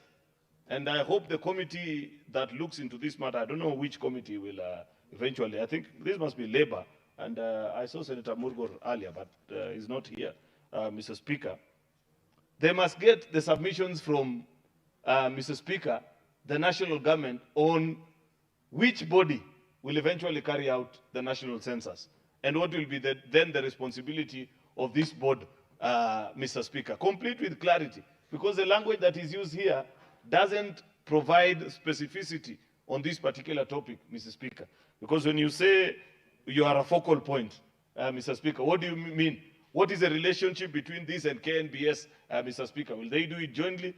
Will one oversight the other? What is the relation, Mr. Speaker? These are matters which I hope by the time we are doing the third reading of this bill, the Labour Committee will have guided us as a House to properly understand the placing of this council, Mr. Speaker, complete with all the reason that the members of this council requested. Mr. Speaker, Section 8, not 8 actually, Section 9 is where I want to spend a little bit of time. Actually 8, Mr. Speaker. There must be a different way of doing things. Many times when bills come to this House, the national government, true to its function, and I have said the state law office, and it's unfortunate because that is an office where the heart and the breadth of this constitution, Mr. Speaker, should be more alive than any other institution. But matters devolution are dead at the state law office. And this is something that I have raised with none other than the Attorney General on many occasions. If you see how they draft this legislation, Mr. Speaker, when you read the list of the members of this board, you can clearly see that this is not somebody who appreciates that there are two levels of government. And I don't know what it will take for the drafters of such legislation, Mr. Speaker, who sit at the national drafting desk at the state law office, Mr. Speaker, to appreciate that there are two levels of government. When you send us a bill, of course they know that many times they will be lucky to skim through, if particularly a determination is made that that bill does not concern counties and therefore it's considered by our colleagues in the National Assembly. And I also don't know up to when our colleagues in the National Assembly will learn to live and appreciate that there are two levels of government, despite the fact, Mr. Speaker, because there has been an erroneous interpretation that so long as a matter touches on devolution, it is of no concern to the National Assembly. It's quite unfortunate, Mr. Speaker, because all these members of the National Assembly, they come from certain counties. By continuously undermining devolution, Mr. Speaker, and being supported by our colleagues in the National Assembly who pass laws such as this, because this bill has already gone through the 349 members of the National Assembly, and none has been able to pick out and say, you cannot constitute such a board in the 21st century in a country where we have the 2010 Constitution, Mr. Speaker. It tells you that many of them don't exercise their mind appropriately to appreciate, Mr. Speaker, that there is an important role that our devolved units carry on and for on behalf of the people of Kenya. Mr. Speaker, this board eventually, when the Committee on Labor sits on this particular, I expect that they will rejig it properly, Mr. Speaker, ensure that there is good representation of our county governments, including the various agencies and institutions that appreciate the 2010 Constitution and how it's supposed to work. Otherwise, this continuous drafting, because you can clearly see that many of these bills, Mr. Speaker, somebody lazily sits on their desk, Mr. Speaker, approves and how they are represented. Therefore, Mr. Speaker, that is something that needs to be done. You know, Part H is an interesting one. There are 3 persons who shall be nominated by the Forum of Religious Organization, consisting of the Secretary General of Supreme Four, Council of Kenya Muslims, Kenya Conference of Catholic Bishops, Hindu, National Christian Churches of Kenya and Evangelical Alliance, provided that not more than one shall be appointed by the Cabinet Secretary from one organization. It's okay. At least this is a bit descriptive because it speaks to the Muslims through SUPKEM and the various major denominations of the Christian faith, which is the Catholics, the Evangelicals Alliance, Mr. Speaker, and the Hindu Council, Mr. Speaker.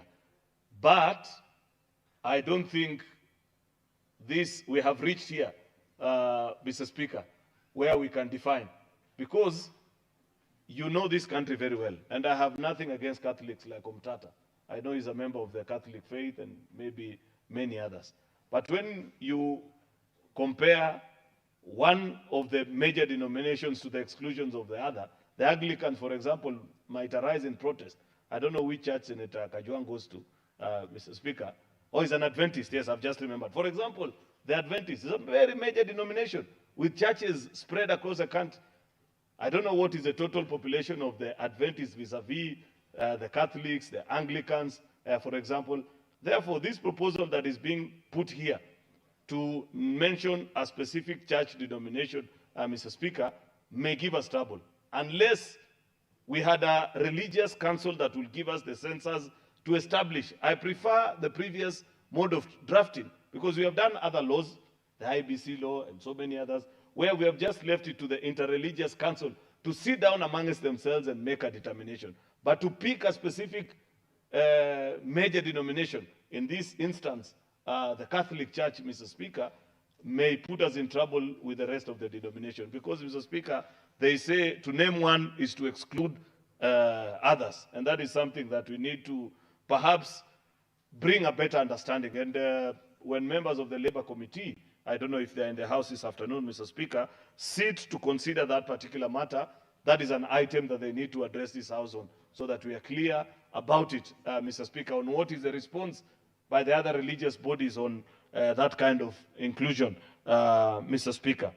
Mr. Speaker, I don't want to belabor the point because, like I had mentioned, the rest are actually statutory matters about the responsibilities of the Director General, the Corporation Secretary, Mr. Speaker, and the usual stuff about within a period of 3 months from the end of financial year, submit to the Auditor General, the Council, statements and the rest, Mr. Speaker, and all these other things.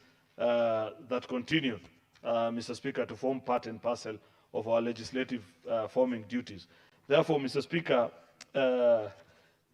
it's a good bill, important, but there are various areas of concern which I have raised, Mr. Speaker, that I hope that when Labour Committee sits to consider this bill, they can furnish us with a good report. This is quite important, given the issues that have surrounded, Mr. Speaker, distribution of resources across the country.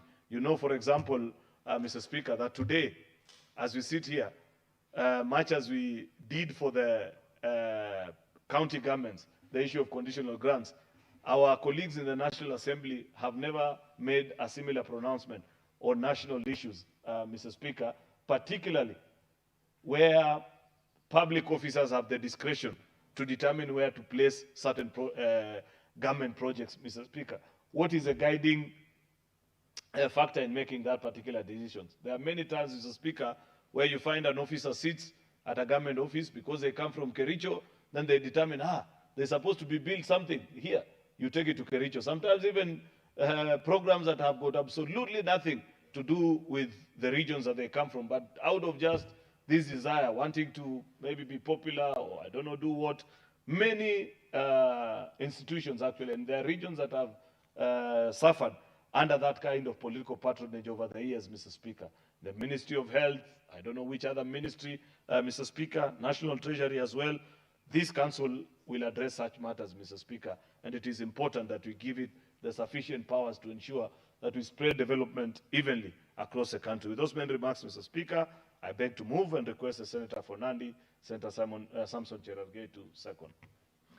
Senator Cherargei, as you take the mic, the Leader of Majority, I take comfort in the assurance that you gave as regards those who are doing the drafting from the Office of the Attorney General and their responsibility to make sure they do the right thing.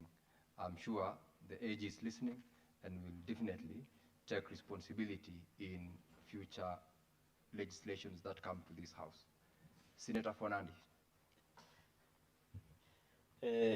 Thank you, Mr. Speaker.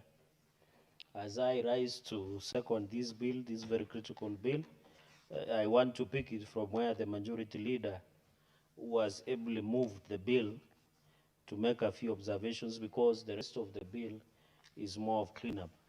I think what is happening in the state law office is just to reset the old way into doing new things in terms of recognition. Majority leader, it's important to note that most of the bills, for a number of years we have been with you together, we have noted that they always exclude the role of devolution. I don't think this is the first bill, but I hope you can escalate maybe to intergovernmental and other engagement through Senate Business Committee and leadership. That is, I want to confirm to you, Majority Leader, that that is the only engagement we'll allow you to do. Any other engagement that was extended by Council of Governors, who are professional gossip club, you should not extend a similar courtesy. But on this one, with the State Attorney General, I think we are with you on this one. So, Speaker, as I say, on population and development is very key. The biggest fight is the fight for resources. The reason, and I'm happy the President is in Northern Kenya for a couple of days, the reason may be part of this country, especially Northern Kenya, which has become the critical and sharp focus of the topical discourse, is because there is an agenda between population and area size. There are people who feel that more resources should be taken to Vihiga as opposed as to Mandera because of population density. There are people who believe that it doesn't make sense to do a road from Wajir, Mandera, Isiolo, all the way to Nairobi. Yet the traffic is not as much like Mau Summit, Rironi. So, Speaker, the conversation surrounds only on population and development. And I remember under Article 215, the role of community has always been based on the population, especially on the fourth basis formula that we passed, was normally based on population, based on land size, Mr. Speaker, and also the poverty index. Mr. Speaker, that is the reason that population is very important, and that is why the anchoring of Kenya National Council for Population and Development Bill 2023 as processed by the National Assembly is critical. Mr. Speaker, secondly, it is estimated by, because the population census, as majority leaders put it, was contested in court, but according to World Bank records, the population of Kenya is estimated to be between 50 to 56 million. The projection by 2050, Mr. Speaker, by the World Bank is that Kenya will have a population between 85 million to 97 million who will be in this country by 2050. This, Mr. Speaker, indicates that 44% to 50% of Kenyans will live in urban areas, and that is why the foresight of President William Ruto to do affordable housing in our major centers, especially in our counties. This is the foresight many people who are myopic in their thinking, Mr. Speaker, do not think. Because the projection, almost half of this country's population will living in urban centers. What will they need? Affordable housing, sewerage system, road network, and other basics in life, Mr. Speaker, and security in urban centers. So the foresight of the president in doing affordable housing is perfectly in order. The naysayers, the Sanballat of this era of ours, will not see the value until 2050, when 50% of Kenya's population will be living. Mr. Speaker, the sad news is in China. Mr. Speaker, according to the World Bank, because I was looking at the comparison, is that China, as of 2022, had a population of 1.426 billion. And I saw one of the biggest cities, a small city, like Mulot, has close to 400 million, Mr. Speaker. Or Chepseon, somewhere in Kericho. Or Oyugis, Mr. Speaker, is running effectively with a population of almost 400 million people, Mr. Speaker. Yet their population in total is 1.426 billion. Mr. Speaker, what is happening in China is a sad story. There is a declining birth. People are no longer giving birth because of the policy of two-child. Now the government has relaxed. They have said open everything that needs to be open to get more population.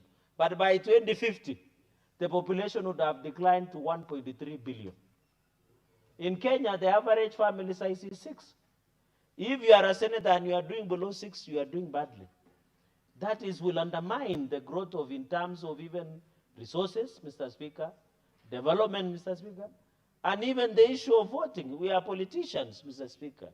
So, Mr. Speaker, even as we move ahead, and I'm happy, I met Senator Danson Buya Mungatana, Mulamwamba, Mr. Speaker, with your Doctor. I met Senator Dr. Danson Mungatana somewhere in the city, and I'm happy, and I can confirm to this House, the children he was working with was more than 6. So we want people to follow in the footsteps of Senator Danson Mungatana so that we can have population, we have development, Mr. Speaker, for easy planning, Mr. Speaker. Senator,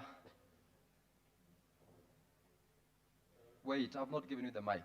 You don't seem to catch the speaker's eye, and I'm sure you've noted that this new system do not have a button for intervention.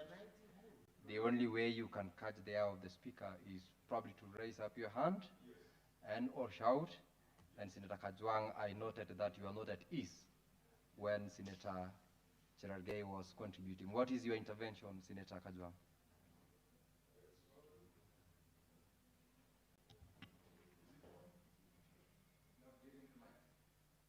Clerk, give Senator Moses Kajwang. Yes, you actually did. Thank you, Mr. Speaker. I've sat in this chamber for 10 years, but we seem to be regressing as far as technology is concerned.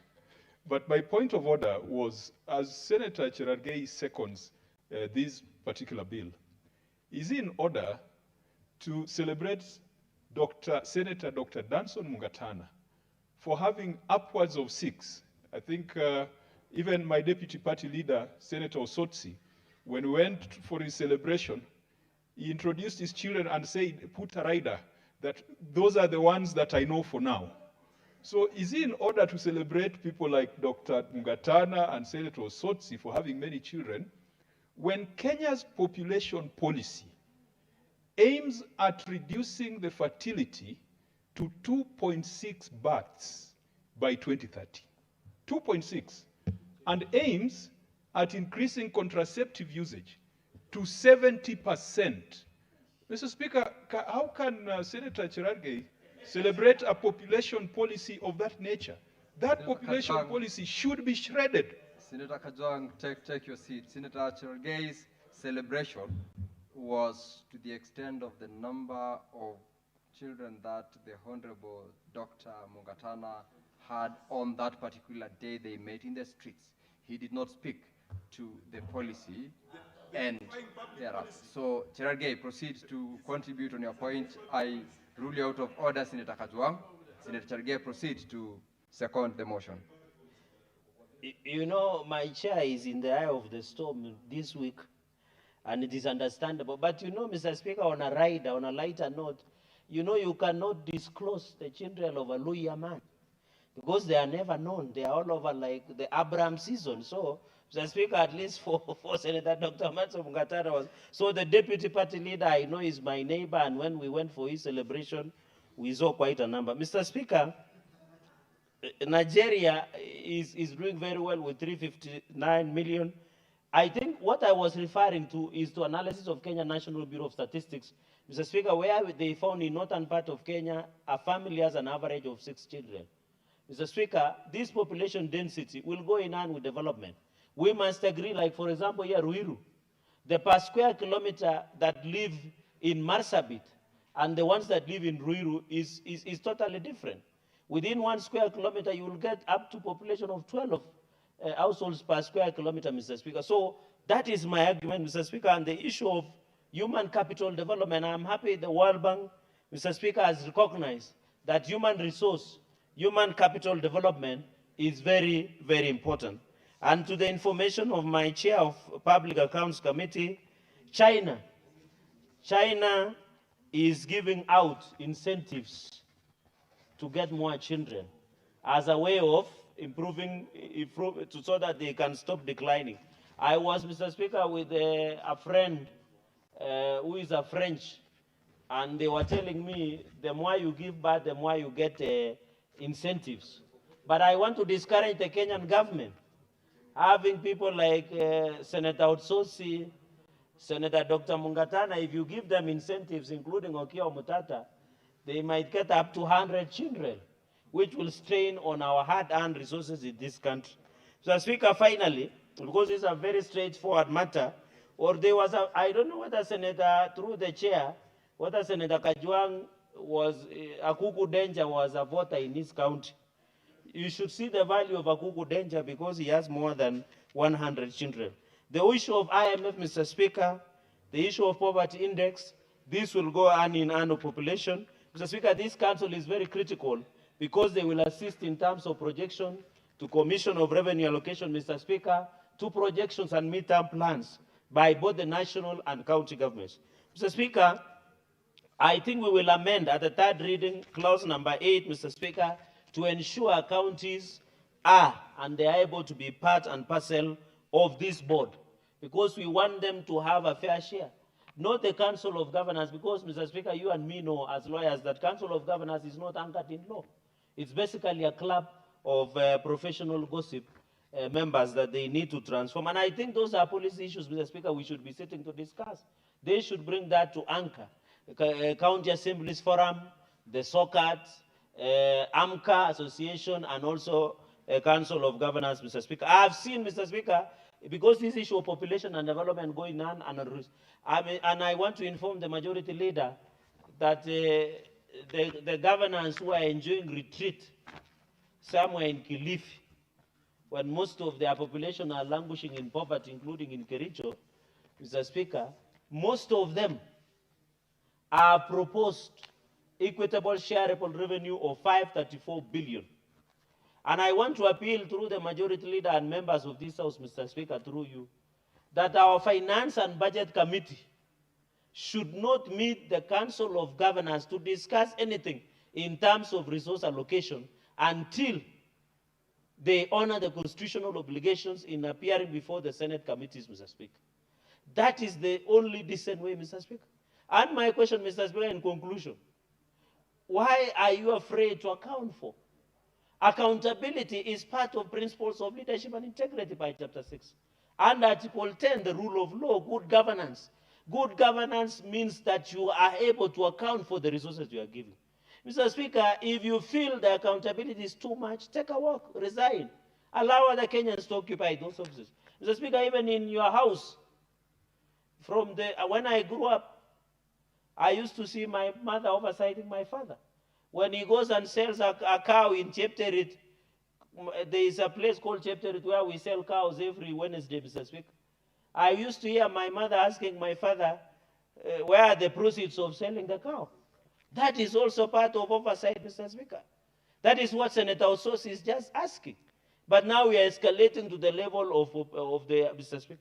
And I want to confirm to this House, Mr. Speaker, because we are discussing the issue of population and development, that as a committees of the Senate, we shall not be intimidated, we shall not be blackmailed, Mr. Speaker. You cannot buy a Christmas tree in December of 3.6 million, which is worth 120,000 shillings, and you expect us to clap for you or give you standing ovation, like Bungoma did.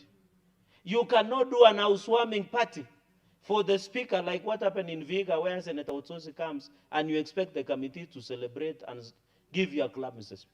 You cannot purchase 55.6 million worth of seedlings in Mandera, where drought is ravaging, and you expect the committee to celebrate you, Mr. Speaker. I want to celebrate, Mr. Speaker. I saw, Mr. Speaker, what shocked me is Elgeyo Marakwet County. They have what we call seedlings and biological assets of 274 million, Mr. Speaker. And when we found out, under the financial statements, 274 million, what is it for? We were told it includes semen. You know semen, beguza, the ones that are used to procreate. So we were wondering, how can you put semen as part of the assets? Do you expect us to sit and clap for you? We can, Mr. Speaker. We can. When you come to Nandi, Chepterwe has told hospital, Kobuja Sub-County Hospital has told, Kapsengere Hospital, I know Senator Utsosi knows Kapsengere Hospital has told, Mother and Baby in Kapsabet Town has told, leakages of revenue in Kaimosi Agricultural Training College, leakages of revenue, Mr. Speaker, in Kiborogok Tea Estate. You want us to give standing ovation to governors when they are mismanaging and running down our counties and not taking care of our value, Mr. Speaker. That is very unfortunate, Mr. Speaker. And even in Kericho, where the area governor of Kericho was opening substandard market stalls, Mr. Speaker, with pomp and color, with the governor of Nandi. In fact, the mistake that governor of Kericho did was to benchmark with the worst governor in the history of this republic by the name Governor. How can you invite? I saw, Mr. Speaker, I was embarrassed. And that project was done by World Bank, but it was messaged by the county, Mr. Speaker. In fact, I want to request the Committee of Trade to visit Kericho. I am told, even in Litein town, where he went to put Cabros, the governor, when it floods, there is no drainage. The whole county is turned into river like Nineveh or like Victoria, Mr. Speaker. The stores that are in Kericho town, they don't have even ventilation. They are substandard, Mr. Speaker. I want to request the Trade Committee to visit Kericho County to save our people from the Pharaoh, Mr. Speaker. We must save them. Mr. Speaker, I don't want to go further than that, but to say the rest of clauses, I just clean up, and so that I can allow my colleagues to contribute. Mr. Speaker, population and development is very critical. That is what we support, Mr. Speaker. And I know as a lawyer, you know the projections we do as a country. You have seen John Badi, the CS of National Treasury, talking about inflation rate, the population pressure will continue, Mr. Speaker. In conclusion, Mr. Speaker, Nairobi is estimated to have a 4 million. Is it 4 million population, Mr. Speaker, if my memory serves me right? That 4 million population, 4 million, is occupying Nairobi, Mr. Speaker. 4 million. What does it mean? It has given pressure on sewerage, roads, water, infrastructure. Mr. Speaker, when you go to Kilimani, in conclusion, and you know all of us live in this city, the potholes that are in Kilimani is shocking. And the people who are destroying roads are people who are doing uprising buildings in Kilimani. So we want to know who approves them. So, Speaker, I want to thank President William Ruto in conclusion because he has come to rescue Nairobi. Because the current governor was running Nairobi into serious. Under Article 187, at least the transfer of functions has been done to ensure national government will assist Nairobi City County in garbage collection, because the Governor Sakaja tenure has become unfortunate and a disaster, Mr. Speaker. And I hope the MCS of Nairobi are watching this. We need Nairobi that is functional. We need Nairobi that has access to water. But I want to thank the national government for coming to rescue Nairobi from Sakaja's administration mismanagement in this department. Mr. Speaker, with those many remarks, allow me to end there and to second this bill. I thank you, Mr. Speaker. Senator Cherargei, on a number of occasions, the Speaker was tempted to remind you of the provisions of Standing Order 120, but even as you submitted, you made several detours under the rule of relevance, but you managed to bring yourself back on track. And it is important, though, to be reminded of that particular standing order. Now, Honorable Senators, I now propose the question that the Kenya National Council for Population and Development Bill, National Assembly Bills number 72 of 2023, be now read a second time. Honorable Senators, this bill is now available for debate. And from my request list, Senator Mugatana Danson. Thank you, Mr. Speaker, for giving me the opportunity to debate the Kenya National Council for Population and Development Bill, National Assembly Bills number 72 of 2023. Mr. Speaker, I rise to support that this bill be read a second time. Mr. Speaker, when we say that we want now, through this bill, to anchor the gazetted institution, the Population Council, in law, some people think it is just another thing we are doing. I have a practical example, Mr. Speaker. Many years when we were under the Kibaki administration, Mr. Speaker, I personally pushed for the establishment of the Coconut Board. And the Coconut Board was set up through a presidential proclamation, and it was gazetted.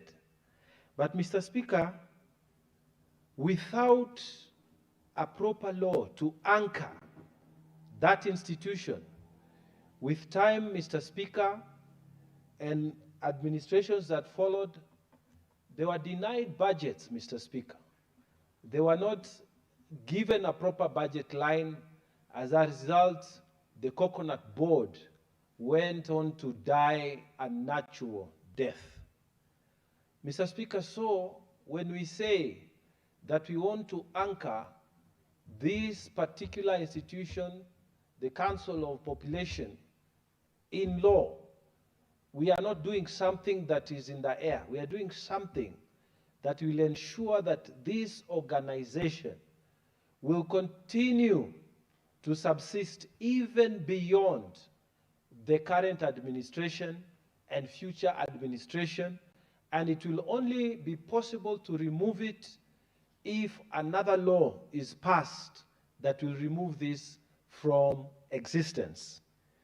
Mr. Speaker, I therefore start by saying that is a good move, and it will help anchor the functions of this council. Mr. Speaker, if you look at the draft bill that we are debating today, there is a passage that I think the clause needs to be looked at afresh.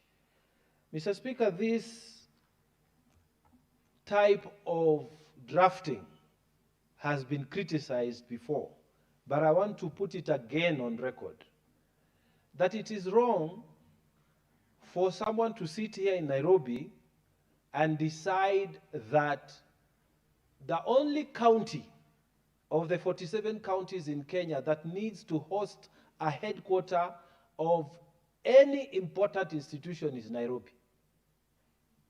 Mr. Speaker, why put it in the law that the headquarters of this organization will be in Nairobi? Mr. Speaker, what should stop in future for this organization to be headquartered in Tana River County? Mr. Speaker, this kind of central thinking, kind of centralized thinking, as if we have only one county in the rest of this Kenya, we should discourage it.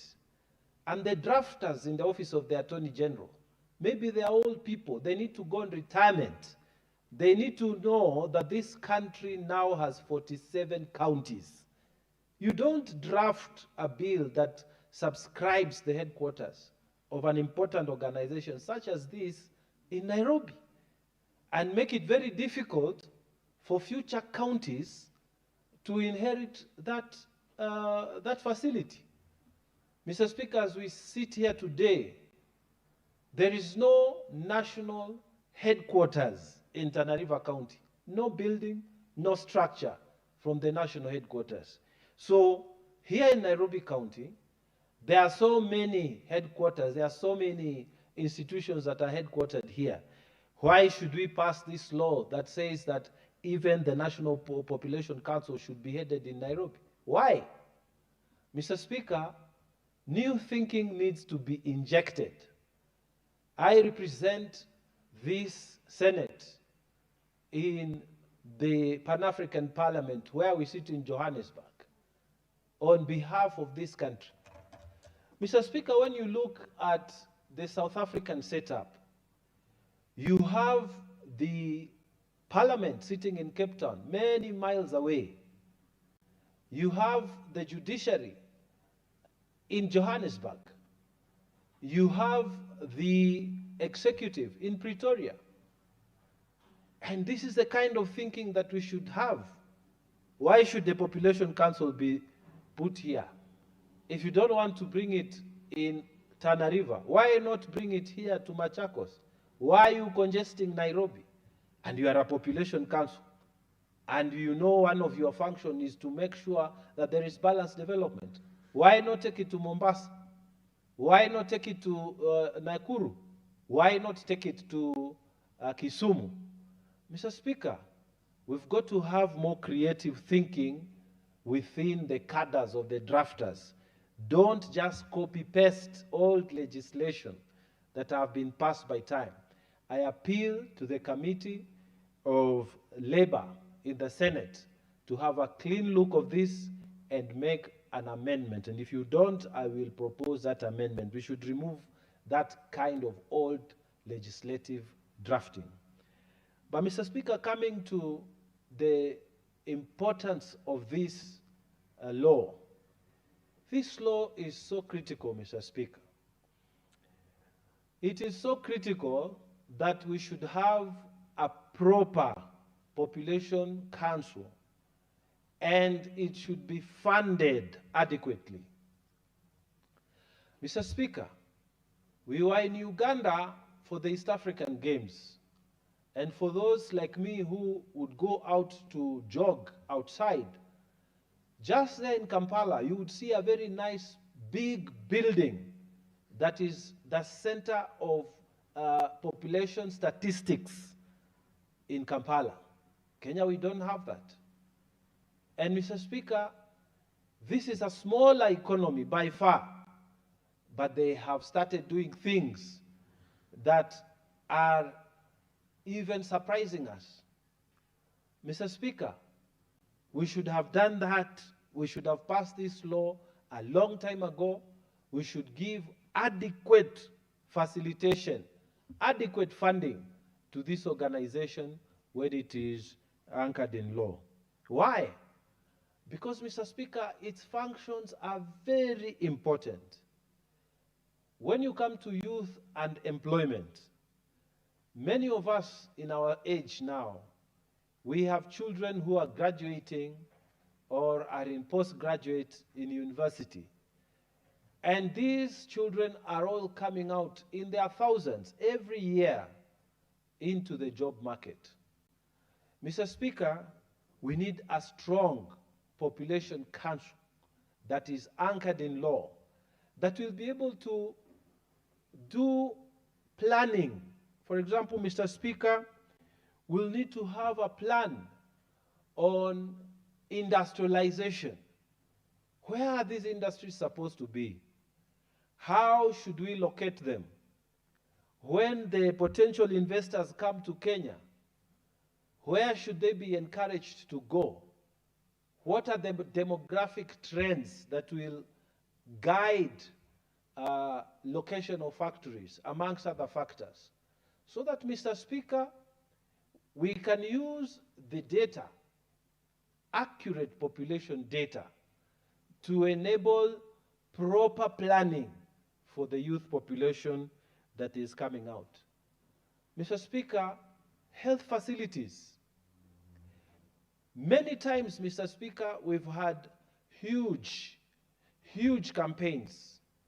We say we want to eradicate polio campaigns. We want to give mosquito nets, anti-mosquito, anti-malaria campaigns.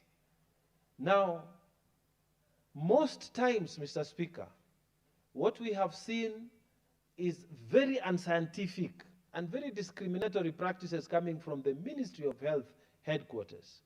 Because what they do, they say we are distributing these mosquito nets on a pilot scheme. And then the bosses there, the pilot will go to their counties. And then after 6 counties are done, you'll be told that pilot project disappeared. So then you'll find counties where malaria is actually a threat, such as Tana River County, you are not on that pilot project, you lose out. Mr. Speaker, with a strong population council, supported by law, grounded and anchored in law, and supported financially, we will have proper statistics that, Mr. Speaker, will inform government planning, will inform health planning. Mr. Speaker, even in education, how many times have we said that there are places in this country, there are counties in this Kenya, where within a radius of 50 kilometers, you have, I don't know what university, another university college, another university, another university. And Mr. Speaker, some other counties do not have a single university campus. And Mr. Speaker, Tana River County just has a plan from the Great Lakes University that this year, now they will establish a campus, the vast one. And Mr. Speaker, government planning that is skewed politically, government planning that is not informed by scientific statistics takes place because we don't have a strong population council. Mr. Speaker, we shall support this bill, and we want this bill to be a reality. Mr. Speaker, I have been to countries where they will tell you next year, in fact, we are building a new city in this direction of town because we need more schools that side, we need more hospitals that side, and they base it on population, accurate population data. Mr. Speaker, this is an opportunity for us to make sure that our data is very well supported. And Mr. Speaker, the beauty about this bill is that now it is creating an institution that is going to be transparent. They are going to quote everything. They are going to make everything public. You want the statistics, they'll be available. And we are going to fund them, Mr. Speaker, so that they can give a better information for all of us. Mr. Speaker,